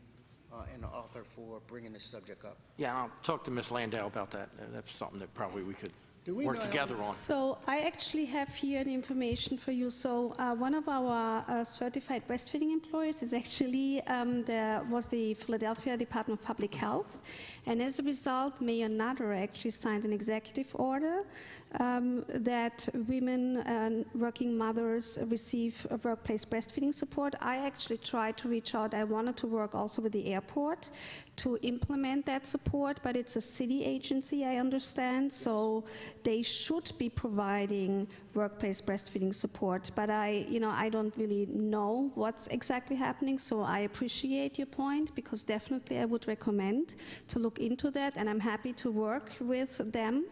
And the other piece too with the breastfeeding milk, actually, so as I think, right, and you can correct me, when you have breast milk, you don't have actually to send it to X-ray. You can, you give that to them and explain to them, and then they don't put it through the X-ray. That is one of the protected, the liquids you actually are allowed to bring on the plane. Thank you, Mr. Chairman. Thank you. Thank you. Any other questions or comments? Seeing none. Anyone else here? Let me try one more time. Testify on 130922. Seeing none, just for the record, before we move to the next bill, there will be an amendment submitted by the sponsor, Councilman O, presented at the meeting, which further defines reasonable accommodations. With that, we'll go to our next bill. Ms. Marconi, will you please read bill number 140377? Bill number 140377, an ordinance amending Title 10 of the Philadelphia Code entitled Regulation of Individual Conduct and Activity by adding a new chapter 10-2100 entitled Marijuana Possession to create a civil penalty for the possession of certain items and to provide for penalties and enforcement procedures for violations of such provisions, all under certain terms and conditions. Our first witness is Michael Resnick. Yes. Oh, I'm sorry. And as they're coming up, recognize Councilman Kenny and then Councilman O'Brien. Thank you, Mr. Chairman. Back on March 10th, 2014, this committee heard testimony on Bill 14001, which was the first iteration of the bill and policy shift that is before us today. After that bill was moved out of committee favorably, I had several meetings with members of the Philadelphia criminal justice community, and I became convinced that because of bureaucratic red tape, the policy and aim of the bill would not be accomplished. At that point, and with the help of the legal community, specifically Paul Messing of the ACLU, I introduced Bill number 140377, which is before us today. The bill creates a civil violation of the Philadelphia Code for possession of a small amount of marijuana, essentially an ounce. The fine for this violation would be $25, and instead of a mandatory arrest, the person would be handed or mailed a ticket, which will be payable by mail in person or online. This procedure will save thousands of police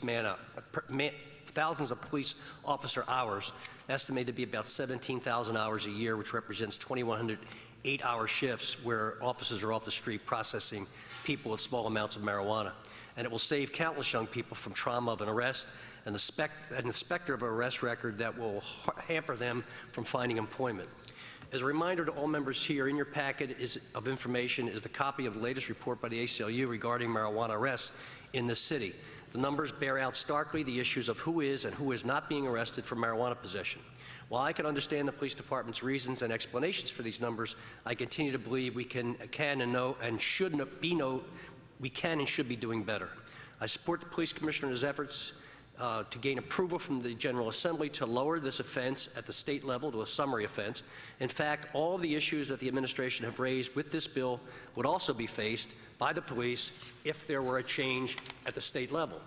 They did not put that in their testimony today. But my issue is that we cannot sit idly by while our kids are treated differently than those in other counties by making mandatory arrests, and we cannot sit idly by while these kids are given arrest records that will follow them forever. Philadelphia must be a leader on this issue, and I am hopeful that with the support of this committee and the support of the full council, we take a stand that we do not tolerate unequal justice for any of our citizens. In the end, in order for this policy to be implemented in the best way possible for officers and citizens alike, we must have leadership for the administration to make clear to the entire city what our police department's internal guidelines will be going forward. We hope to see that executive order issued quickly and thoughtfully. The police department has asked for an implementation period, and this bill includes exactly that. We hope to see action from the mayor's office before that 3-month mark, and we have faith that with the cooperation and leadership, we can immediately work to improve the lives of all here in Philadelphia. So thank you for the opportunity to make an opening statement. Thank you, Councilman. Councilman O'Brien? Thank you, Mr. Chairman. I commend Councilman Kenny's attempt to once again bring this dialogue in an effort to reduce resources spent on small amounts of marijuana arrests in the police department, DA's office, and the courts. Efforts have been made by other agencies to ease the resources spent on marijuana arrests. The DA's office implemented SAM, small amount of marijuana, after an attempt to make possession of marijuana a summary offense. This attempt was struck down by the Supreme Court of Pennsylvania. Despite the law department's memo and the technical limitations of the language, I still believe that if this ever went before the Supreme Court, they would likely say that Philadelphia has no business making up its own penalties for things that the legislature has already penalized. Regardless of where you fall on this issue, we're bound to live within the confines of our laws. And the reality remains that in Pennsylvania, possession of marijuana remains illegal. To change that reality, you have to go to Harrisburg. And while this bill doesn't per se decriminalize marijuana possession because it's civil in nature under the Philadelphia Code, it essentially aims to have the same effect. But the truth remains, this bill does not change the law. The bill does not make marijuana legal. This bill does not take away any officer's ability to arrest, the DA's ability to prosecute, and the court's ability to sentence. Marijuana, the possession of it, the smoking of it, remains illegal. I fear the limitations of this bill will be lost on the public. The public will believe that marijuana is legal in Philadelphia. My concerns on the bill are as follows.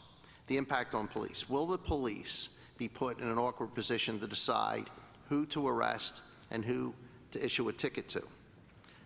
There are numerous other police departments operating in the city of Philadelphia. Temple Police, SEPTA Police, Penn Police, and sometimes the state police. This bill has no jurisdiction over those other police departments. Therefore, police or people will be treated differently depending on where you are arrested and who arrests you. If I'm arrested and someone else is fined, can I sue the city for unlawful arrest? Can this raise unwarranted equal protection claims against the city? What is 30 grams of marijuana? It's an ounce. Police do not carry scales. Furthermore, and this is a concern, many times people are in possession of marijuana that is laced with other substances. How are police to know without confiscating and testing? I'm concerned about the public perception, what kinds of problems this will cause for police officers when and if this bill passes with the public. Will the public believe that marijuana is now legal in the city of Philadelphia, and when a police officer arrests you, that they do not have the right to do so? How many aggravated assaults on police officers will we have due to the misunderstanding and misinterpretation of the law? Public places. What about public places? Will it now be only a fine of $25 to smoke marijuana in public? It is not a question of public health to allow people to smoke marijuana in public. Do you want to be standing on a corner or at a bus stop when with your children while someone is smoking a joint? What does the health department have to say about that? Both in Washington, D.C. and Chicago, they make it clear that is not okay and remains unlawful to smoke in public. Even Colorado, where marijuana is legalized statewide, it does not allow smoking in public. There are specific carved out prohibitions to not only public smoking, but also public impairment. Fine. The fine is entirely too low, $25. You have to pay $50 for an open container violation, and alcohol is legal. You have to pay $50 for public urination and defecation. Skateboarding, rollerblading, bicycling on public property is a $300 fine. The Chicago ordinance itself calls for fines of $250 to $300. Probation.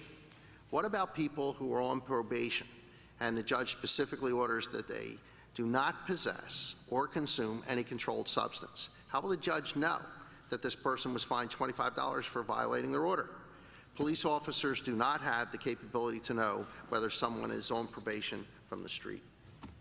Thank you, Mr. Chairman. Well, just... Okay, I don't want to No, debate back and I forth, want but to if clear up a Kenny, couple go ahead. things before Sure, we sure, get sure. into the testimony. Sure, go ahead. First of all, we can't find a county in the Commonwealth of Pennsylvania that arrests for marijuana possession. So, you know, Philadelphia dragging us down into the depths of drug addiction and use is just not accurate. They've been doing it. They've been issuing citations in Pittsburgh and even in Montgomery County for quite some time. We cannot find a county in Pennsylvania that actually physically makes an arrest. When it comes to SEPTA police and university police, I am positive that if this is in place, we could have a dialogue with them that would allow them to comply with our laws. And also, Philadelphia police theoretically would not be transporting any of these arrestees to a booking operation.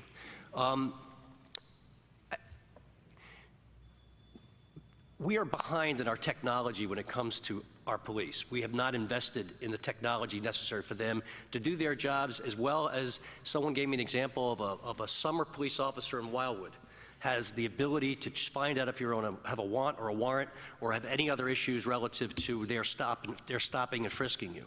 We're in the dark ages IT-wise, but that does not mean that our citizens should be taken advantage of as a result of our IT inadequacies.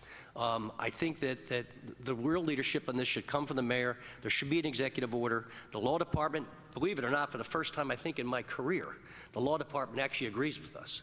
And that's like never happens. And as it relates to interfering with any state law. So I just think 4,000 people a year, 83% of them African Americans, are the only people being stopped and frisked in the city, and that's the administration's policy. I don't agree with it, but that's their policy, and that's why they're getting caught. And last year, I believe, in the 5th Police District, which represents Manayunk, East Falls, Main Street, in the 4th Council District, there was one arrest, a very unlucky black man got arrested for marijuana possession in the 5th Police District last year in an area that's highly college, highly young. I'm sure there's people there that are using marijuana on a regular basis, and I'm not suggesting that we encourage people to use it. I don't see any reason why some kid who's coming out of a concert with 2 joints in his pocket deserves to spend Friday through Monday in lockup because it's a weekend. And we've had those cases, we've had people testify to that stuff. So I just think we need to come into the new world and do what, and Pennsylvania is not a progressive state in any level. But I think we should be more progressive than the rest of the state who are not arresting people for this activity. So that's just my opinion. Thank you. Mr. Resnick, please. Good afternoon, Chairman Greenlee, Afternoon. Vice Chair Kenny, and members of the Committee on Law and Government. My name is Michael Resnick, Director of Public Safety for the city. With me, I have Captain Francis Healy, Esquire, Special Advisor to Police Commissioner Ramsey. We appear before you today to offer testimony on Bill 140377. In short, the administration is not unsympathetic to the overall intent of this bill. However, we believe that if implemented, the bill will present numerous legal and operational difficulties for our officers on the street. We appreciate that the sponsor has proposed a set of amendments that address certain issues we have discussed and recognize that they're offered in good faith. Unfortunately, for the reasons I will discuss, we must still agree to disagree on the ultimate package. Primarily, the bill is limited to the possession of small amounts of marijuana, which is defined as 30 grams or less of marijuana by the Controlled Substance Act. An initial difficulty is that in many cases there is no accurate method for officers on the street to definitively know the amount of marijuana an individual may have in their possession. Patrol officers would therefore not be able to make an accurate determination as to the weight to trigger the provisions of this bill. Under the current practice, weight is determined at the district. Additionally, the definition fails to recognize that it is common for individuals to possess marijuana laced with other drugs that would be possible for the officer to identify. In essence, the bill would have the unintended consequence of decriminalizing the possession of these additives that are commonly placed in marijuana, since without chemical testing, these individuals would not face the additional charges. Next, with respect to Section 6 enforcement, the bill calls for a code violation notice, or a CVN, for the possession of a small amount of marijuana. If this provision is not preempted by the Pennsylvania Controlled Substance Act, this would create a serious dilemma for law enforcement in the city. Having 2 separate and distinct charging options for the same offense, which is exactly what the bill would create, is extremely problematic from the perspectives of procedural justice, and procedural justice is grounded in fairness and consistency. Under the bill, it is possible that one offender could be cited for possessing a small amount of marijuana with a CVN, and another similarly situated offender, even in the same district, would be arrested and charged under a state misdemeanor violation. Each charge would be equally applicable. This is so because, as the bill itself acknowledges, state law necessarily remains unaffected. As such, law enforcement officers would be faced with an option: arrest under state law or issue a CVN. If the Philadelphia Police Department were to enforce only the code violation, there is no guarantee that other law enforcement agencies in the city, including Transit Police, the University Police Departments, Pennsylvania State Police, Housing Police, Amtrak Police, would follow suit. And if the Philadelphia Police Department were to give its own officers discretion in choosing which law to enforce, the consequences could be significant, as equally reasonably and well-trained officers,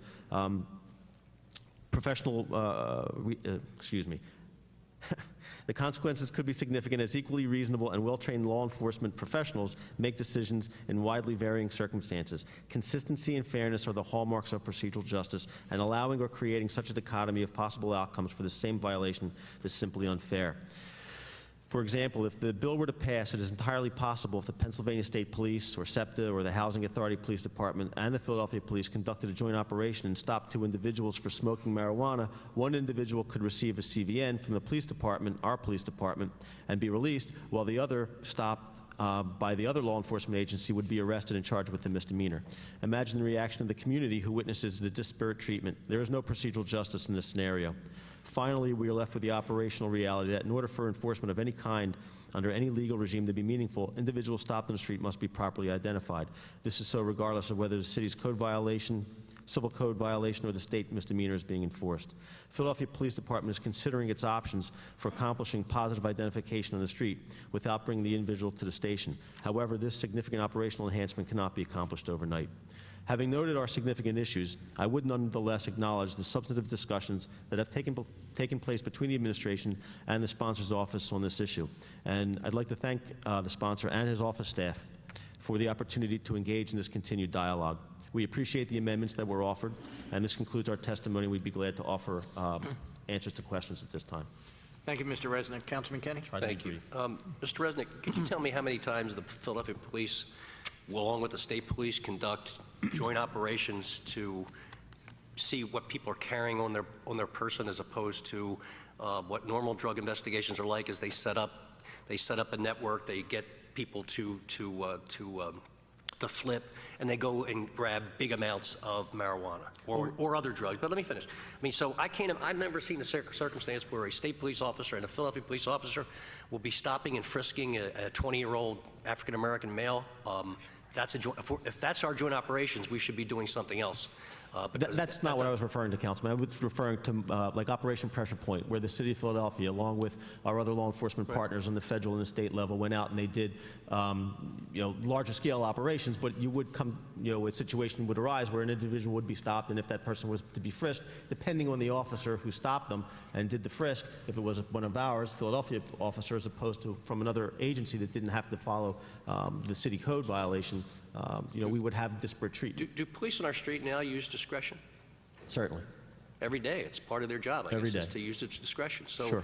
your concern over their use of discretion is somewhat misplaced, because they have discretion now to arrest who they want to arrest and who they don't want to arrest. Sure, they can arrest who they want to arrest, but the discretion in terms of what are we charging? Are we charging somebody with a civil code violation where they pay the $20 to $5 fine and they're on their way, or where where a custodial arrest is undertaken and they're charged with a violation of state law? So that's the discretion that I'm talking about, that I think is problematic when we go down that road. Well, I mean, I grew up in a time where underage drinking was not uncommon, and the officer would come by, and if he caught you, he'd pour it out, and you didn't even get a fine then. Discretion is, I think, part of what a good police officer does, and they make choices on who to arrest based on their information, based on their instinct, and based on their training. And I think our police officers could be trained to make those distinctions. Right now, there are no distinctions whatsoever, unless, of course, you're a majority member of the community. Seemingly, they don't get arrested for probably equal amount of use. The other thing I'm concerned about is you've expressed that you support the change in grading on the state level.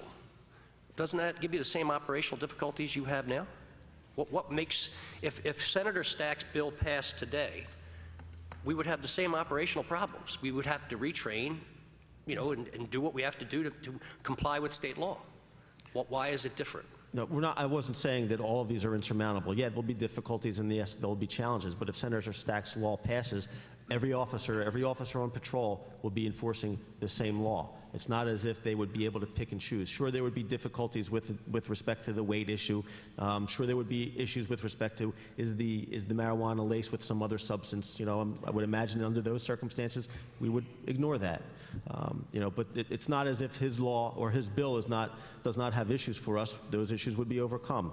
I'm not saying all the issues that I described here today are not issues that we couldn't overcome.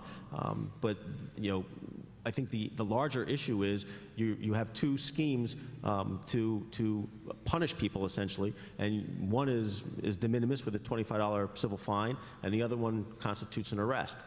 Senator Stack's bill, everybody would be treated equally by everyone. Well, how does the rest of the state get away with this? How can every police department that we have contacted in the rest of the Commonwealth treat it without a custodial arrest?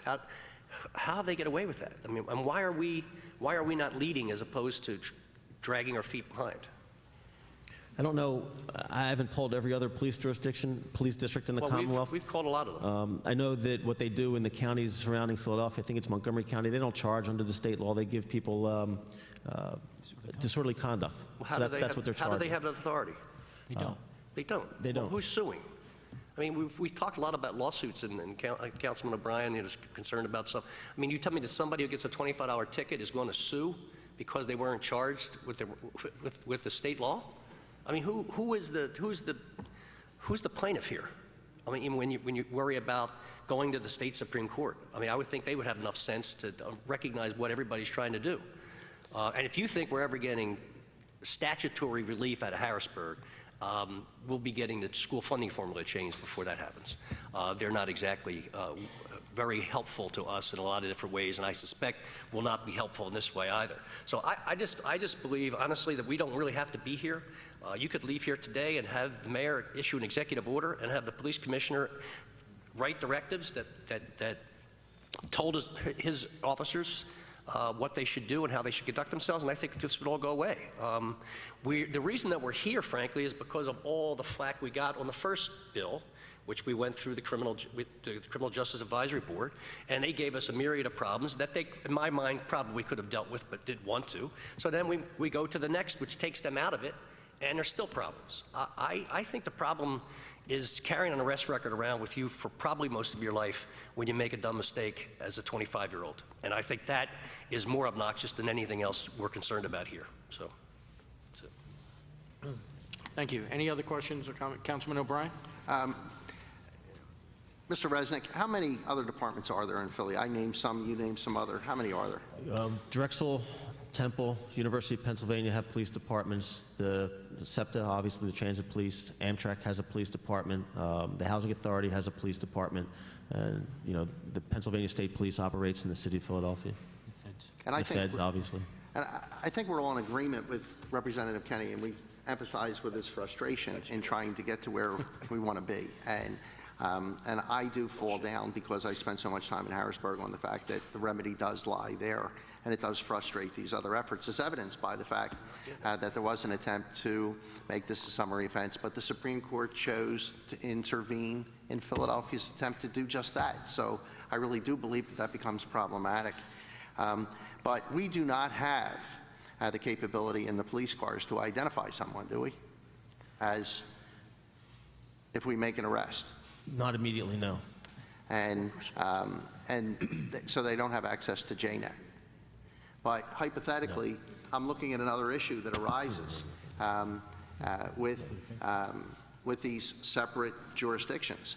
Right now, I can envision, or I know, if there's a case for an arrest of cocaine, marijuana, whatever it is, the defense attorney isn't doing his job or her job if he doesn't bring that person in and say, how far, officer, were you from this transaction?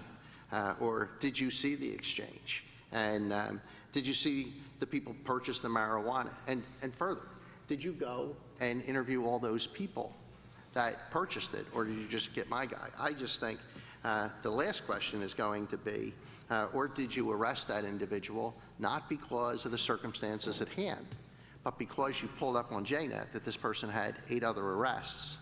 Is that the reason, officer, that you arrested this guy? Because of his 8 other arrests, not the circumstances for the offense at hand. So this is a complicated issue. I do empathize with the resources that Councilman Kenny is bringing, and this is a dialogue that absolutely has to be had. But we don't have scales to see how much it is. But again, that's up to the discretion. But one of the big problems I have, again, and this is a slippery slope, there's no way, if you can tell me, is there a way that if a judge has someone on probation and parole and they get a ticket, that that judge will find out that that person has in fact violated? I don't believe so. Not with the CVN, no. And that creates a problem for me, whether there's a violation of parole action. So I do agree with this. Or hill should die on, but I do believe that this is an issue, again, that is controlled by Harrisburg. The intervention of the Supreme Court into our attempts to mediate this issue and the multiple jurisdictions that we're exposed to make this challenging for me. So I appreciate the sponsor of this. And I don't know where to go. I agree that it's frustrating, but I believe we still have to pursue some of these outstanding issues. Thank you, Councilman. Councilman Kenny? Thank you. Just for clarification, the Supreme Court intervened in the DA's office because the DA made an administrative decision to implement a program that was not approved by the court. The court has since approved the program. So, and this is legislative action, which is much different than an administrative action. Secondly, we have the day after we hopefully pass this on the 19th, we have a meeting, day after we have a meeting scheduled with every extraneous police department chief at one university level, at SEPTA, and we're going to have, and I know them all, and they're all reasonable, rational people, and I see no reason why they wouldn't want to comply with this too, as opposed, see, there's 2 issues here. Number one is the absolute hampering or handcuffing a young person because of its arrest. Secondly, it's 17,000 hours of police officers off the street, 2,100 8-hour shifts that I could think they could be doing a lot different things, a lot more important things, and keeping us safer than sitting in a station house waiting to, or the roundhouse, waiting to process a young person that's done nothing worse than drinking. I mean, it's just basically the same thing. Because one is a state law that says, you can't do it, and we celebrate alcohol like it's our birthright, but want to lock people up and ruin their careers and futures based on something that is antiquated at this point. And I don't know I don't think that Montgomery County or Allegheny County, I don't know what their scale problem is. Maybe they've invested in scales. I don't know. But I do think that using common sense and discretion makes a lot of sense here. And it's hard enough today for anyone to find a job, let alone somebody with a criminal record. And I think that there's no reason they should be hampered with that when you don't get a record for drinking underage or drinking open container. I see very little difference in the two activities, other than the fact that state law says what it is, and we'll never change state law, not in this Commonwealth anyway. Thank you, Councilman. Councilman Brown? No? Okay, all right. Any other questions for the witnesses? Seeing none, thank you both very much. I think we have two more, at least on record. Ms. Marconi? Chris Goldstein and Bishop J. Darrell Robinson. Other than these two witnesses, or is there anyone else here to testify? Okay. Please identify yourself for the record and proceed with your testimony, please. Good afternoon. I have to fix my microphone. Good afternoon, honorable members of council. My name is Chris Goldstein. I'm with the Philadelphia chapter of the National Organization for the Reform of Marijuana Laws, also known as Philly NORML. We've been working here in the city for the last 15 years, and also with state legislators in Harrisburg and with federal legislators on reforming marijuana laws. Our ultimate goal is to end prohibition. Before you today is a very pragmatic bill. Passing this measure will have a positive impact on the city. This will stop 4,000 residents from being put into handcuffs in a holding cell every year, and that could save the city almost $4 million directly out of the public safety budget. This will not only liberate a good chunk of much-needed budget funding, but it will also allow police resources to be better utilized on more serious crimes. Let's take a look at what happens right now. When a single person is arrested, say with a single joint of less than a gram of marijuana, and let's be clear that although we're talking about 30 grams or less, all statistics show that most of marijuana possession arrests are for 7 grams or less, something police officers can easily discern. They can tell the difference between 7 grams and 30 grams. It's visually apparent, and experienced police officers will know this difference. So what happens now when you get caught with a gram of marijuana in Philadelphia? Well, the offender's put into handcuffs. They're taken to a holding cell, so they're taken into custody, requiring the time and attention of more than one police officer. The offender must be transported to holding. They must be held and guarded. They must be photographed, fingerprinted, interviewed. The evidence must be field tested and then sent to a laboratory for more expensive and full analysis. Then the offender must see a bail officer. That's who assigns the offender into the small amount of marijuana program. The bail officer does. Since 2010 and the SAM program was enacted, about 88% of marijuana arrests are now assigned into the SAM program, and that requires a special weekend class. Since SAM was enacted, Tasha Jamerson at the District Attorney's Office has reported that just changing it out of the criminal courts has already saved the city $3 million a year. This bill will save another $4 million a year, and take that money right to the bank in the public safety budget. More than 10% of those arrested for marijuana right now still go to criminal court, requiring even more expenses and personnel on the part of the city. Councilman Kenny's bill will significantly streamline the process. Police officers would be given the discretion to issue a simple ticket, much like a parking ticket or a summary for disorderly persons, public urination. These don't require any special identifications on the street today. These summaries are issued all the time. Evidence would still be seized, locked up at the police department, but if the offender pays the fine, there's no need to send it to the laboratory for extra expensive testing. Downgrading possession of small amounts of cannabis is by no means an innovation here in Philadelphia. More than 20 entire states have adopted this approach, including New York State in 1979. More than 35 municipalities across the country have followed suit. You mentioned Chicago made the shift in 2012, and just this year, Washington, D.C. City Council and Mayor Vincent Gray decriminalized marijuana in our nation's capital. Councilman Kenny's bill has a structure modeled after D.C., a simple $25 fine.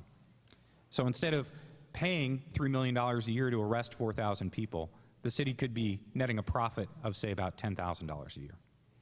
Keep in mind that even if you approve this bill and make the policy change, police will always have the option, as they do in every other county that doesn't require mandatory custodial arrest. Police always have the option to make a custodial arrest if they want to under state law. But other counties have found another way.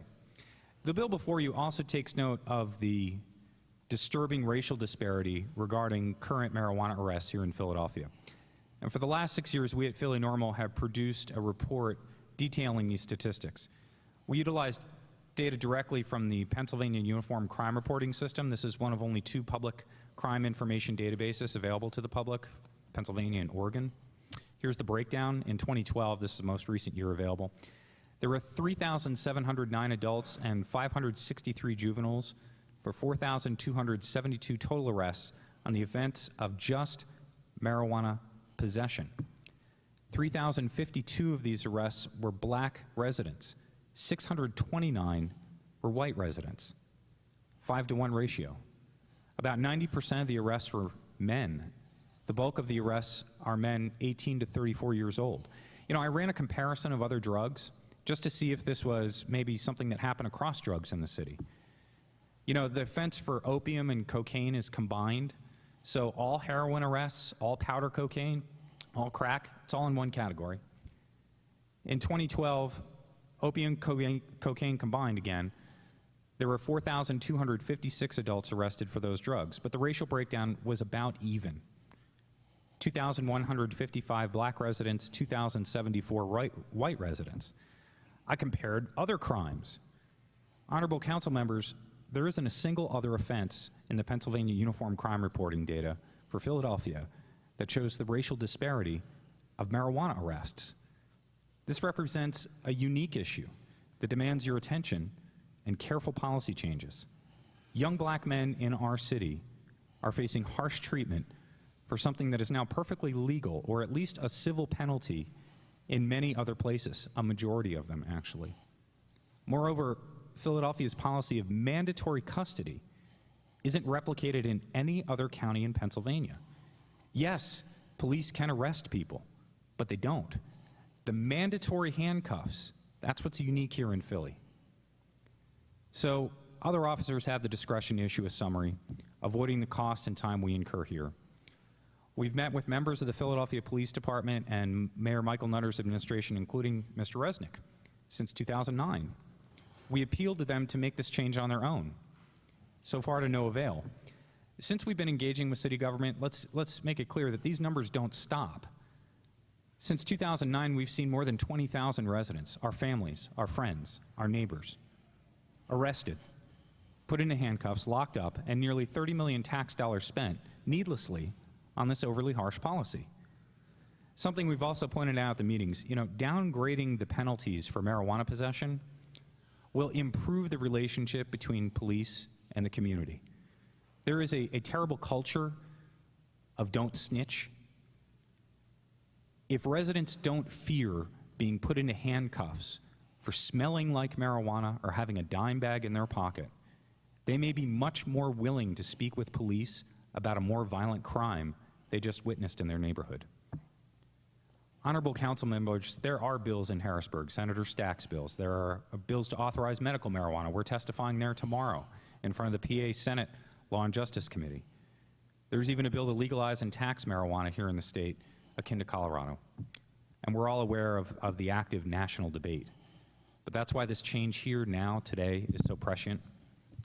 Philadelphians should not be forced to be locked up in the past while so much of the country has already moved into the future.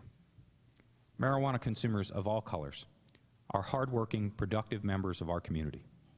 We implore you, take this opportunity, pass this bill, save millions of dollars, improve our community.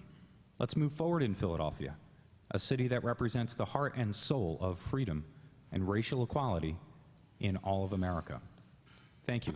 I welcome your questions. Okay, thank you. We'll hear from the bishop. Yes, And I'm then Bishop. Any questions, please? Bishop James Darrell Robinson of Yesha Ministries in South Philadelphia. And of course, I'm appreciative of this opportunity to sit before City Council. Thank you for the consideration of what I believe is a great bill by Mr. Kenny. I'm sad today. I'm sad based on what I have heard.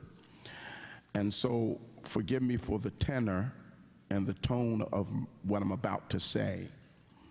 I think it's sad because the communities that I deal with, the black community of which I'm a part, and I work with a lot of black youth, a lot of black young men in our ministry, in our community. And one of the greatest challenges I have, along with a lot of my other ministerial partners, is that of getting these youth jobs after they have an offense with a small amount of marijuana. Now, we say that, you know, in the city and in the state, it's not legal and people are being arrested. Well, the only people that are really being arrested are these black youth. And I'm sad because I think that in certain areas it's fine, but the area in which I come up in, it's not fine.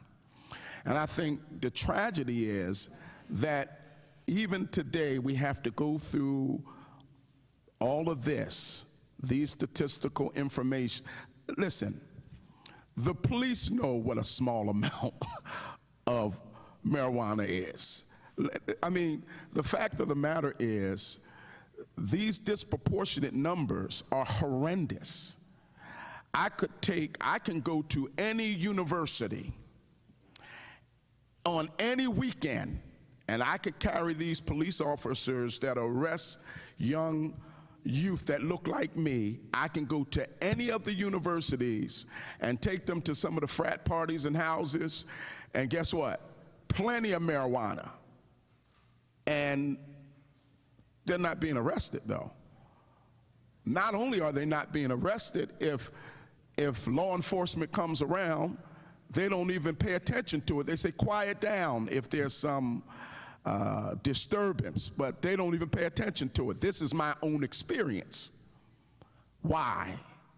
Why are we still in a city in 2014 that seemingly has this racially biased policing of young black, Hispanic youth? And it's clear, the record is clear, the statistics are clear. And then we talk, well, the police may not be able to see how much, they may not be able to, they don't have any scales. They're not interested in scales. To me, it's engineered. It's engineered and it's directed at only a particular community, and that's not right. What do we have to do? I deal with this every day. I feel bad when I'm getting youth into job situations, and this is real life for me. This is not just paperwork. This is real life. And I'm trying to help these youth to do better, to take a better path, to take a better road. And the only thing, I'm telling you because I've been doing it for a number of years, you'd be surprised, over 30 years. And then they get a job, and then they didn't want to say they had a record, but then they get released after doing a good job for their employer. Well, we have to, but I just had a joint. No, we can't employ you any longer. This is real life for these youth. Well, maybe no one really cares about that. Maybe it's just a matter of politics, and maybe it's just a matter, listen, you know, the criminal justice system, for me, you know, just looking at the prison system and everything that goes along with it in this country, blacks in this country, black men make up 4% plus of the country, but over 40% of the prison population. Now, something must be deliberate here.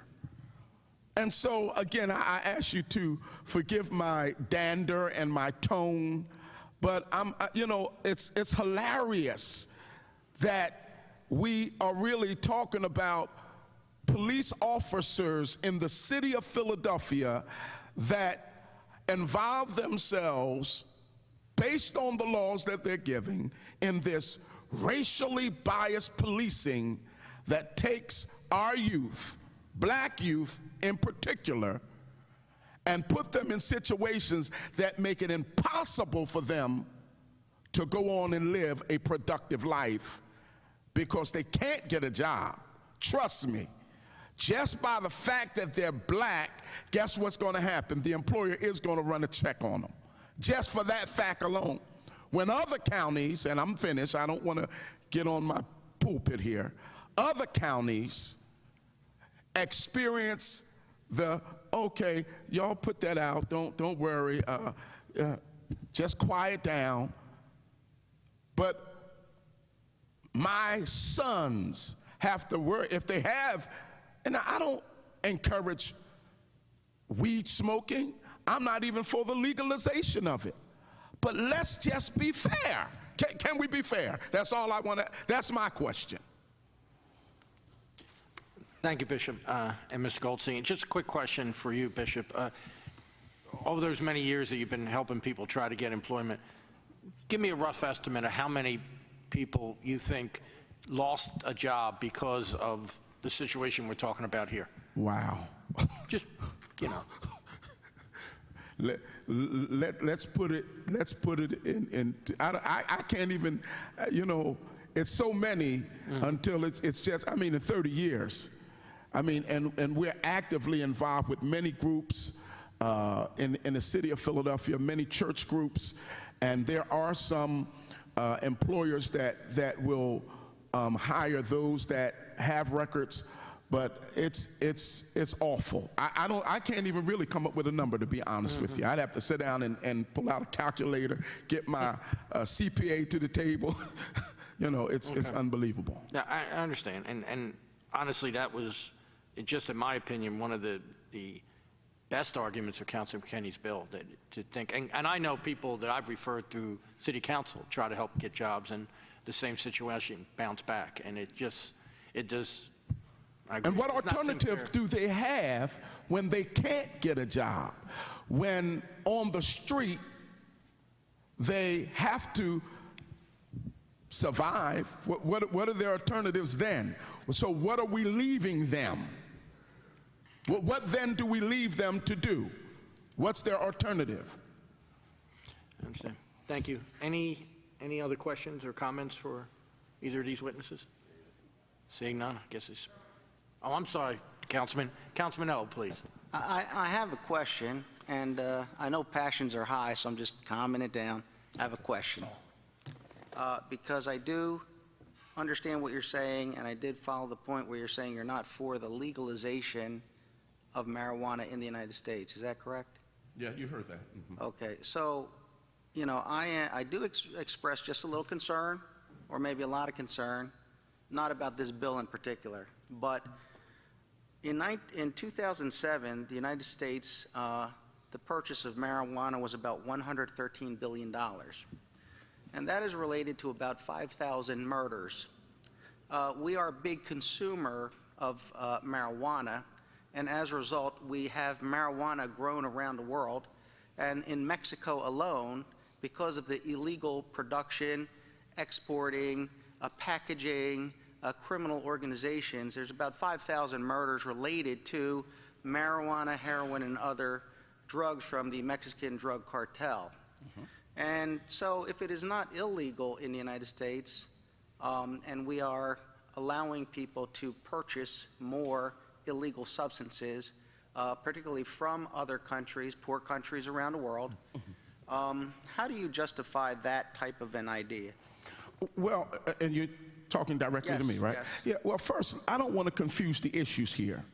You know, I have certainly an idea about how we deal with that, but I think what Councilman Kenny is dealing with has to do more or less, because I don't think the question of legalization is on the table, is it? Right. So I think that to stick to the issue, I would like to deal with the disproportionate youth that are being affected by being arrested. I think that the councilman says, let's fine them. What's wrong with that? What's wrong with making sense? Because the idea is those that are not being fined, and instead of turning a blind eye to the others that use it and don't get anything, let's fine them as well. And then maybe the city would take in more money. What do you think about that? Let's fine everyone now. Let's make it even across the board, because it's not even now. Now we have some being arrested while others are being turned a blind eye to. Let's now say to the police department and those that are in charge of the criminal justice, let's make sure we find everyone, even unfortunately our college students that use it. Let's find everyone. Let's just be fair. That's all I'm asking. Thank you very much. Okay. Councilman O, I just have one point to make. Even the Drug Enforcement Administration acknowledges that 90% of the marijuana that is smoked in the United States is grown in the United States. It's not flowing over borders the way it did in the 1970s. It's a homegrown product. Okay, well, I mean, I'm not an expert in the topic, but I have here that in 2010, so that's 4 years ago, 60% of the profits from the sale of cannabis by the Mexican drug cartel in particular was to the U.S., which primarily is a large market, very competitive market for those organizations to get into the U.S. market. Are you saying that that information is not correct? The market shifted drastically for marijuana. There are lots of people who make a lot of money on cocaine and heroin, and that comes in from even places like Afghanistan, where our United States government is. But again, what we're talking about is possession. Even in the city of Philadelphia, let's look at how many people we arrest for sale and manufacture here. It's only 2,184 adults. So we're not really enforcing the sale and manufacture. We enforce possession. That's where these arrests come in. There are 750,000 marijuana arrests in this country, 90% for possession. So, I encourage you to take this up with law enforcement if you want to see them better spend their resources dealing with the manufacture and the transport of marijuana. But right now, all of our resources are spent on possession, and we shouldn't be spending that money here in the city. Okay, thank you very much. Thank you, Councilman. Any other questions or comments for the witnesses? Seeing none, is there anyone else here to testify on Bill number 140377? Seeing none, that will conclude our public hearing. Let me just make sure, clear for the record, there will be also made part of the record the law department opinion that was referenced earlier that in short said that it did not interfere with state, this bill would not interfere with state law. That will be made part of the record. Again, that concludes our public hearing. We will now go into our public meeting, and the chair recognizes Councilman Kenny. Thank you, Mr. Chairman. I move that we accept the amendment offered to Bill number 130922. Second. So moved and seconded. All in favor? Aye. Opposed? Hearing none, the amendment is adopted. Councilman Kenny. Thank you, Mr. Chairman. I move that Bill number 130922 as amended be reported out of this committee favorably, and a request made for rule suspension to allow first reading our next council session. Second. So moved and seconded. All in favor? Aye. Opposed? Hearing none, Bill number 130922 as amended is reported out of this committee favorably with a rule suspension. Councilman Kenny. Thank you, Mr. Chairman. I move that Bill number 140377 be reported out of this committee with a favorable recommendation. There's no amendment. There's an amendment? Oh, okay. They've been circulated? You have it? Yeah. Okay. Yeah. Thank you, Mr. Chairman. I move the amendment to Bill number 140377 be approved. Second. Been moved and seconded, and the amendment be approved. All in favor? Aye. Opposed? Hold on 1 second. I'm not sure what the amendment is. Okay. We'll hold 1 second.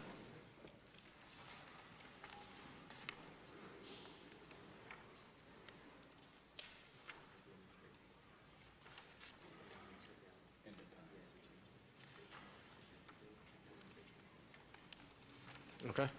You ready, Councilman? All right, the motion was to approve the amendment. All in favor? Aye. Opposed? Okay, hearing none, the amendment is adopted. Councilman Kenny. Thank you, Mr. Chairman. I move to Bill number 140377 as amended be reported out of this committee favorably. Any request made for rule suspension allow first reading or next council session. Second. Been moved and seconded. All in favor? Aye. Opposed? Record reflect Councilman O'Brien voting no. The motion carries, and Bill number 140377, as amended, is reported out as committee favorably with a rule suspension to allow for first reading on next session of council. That concludes the business of the Law and Government Committee today. Thank you all for your participation.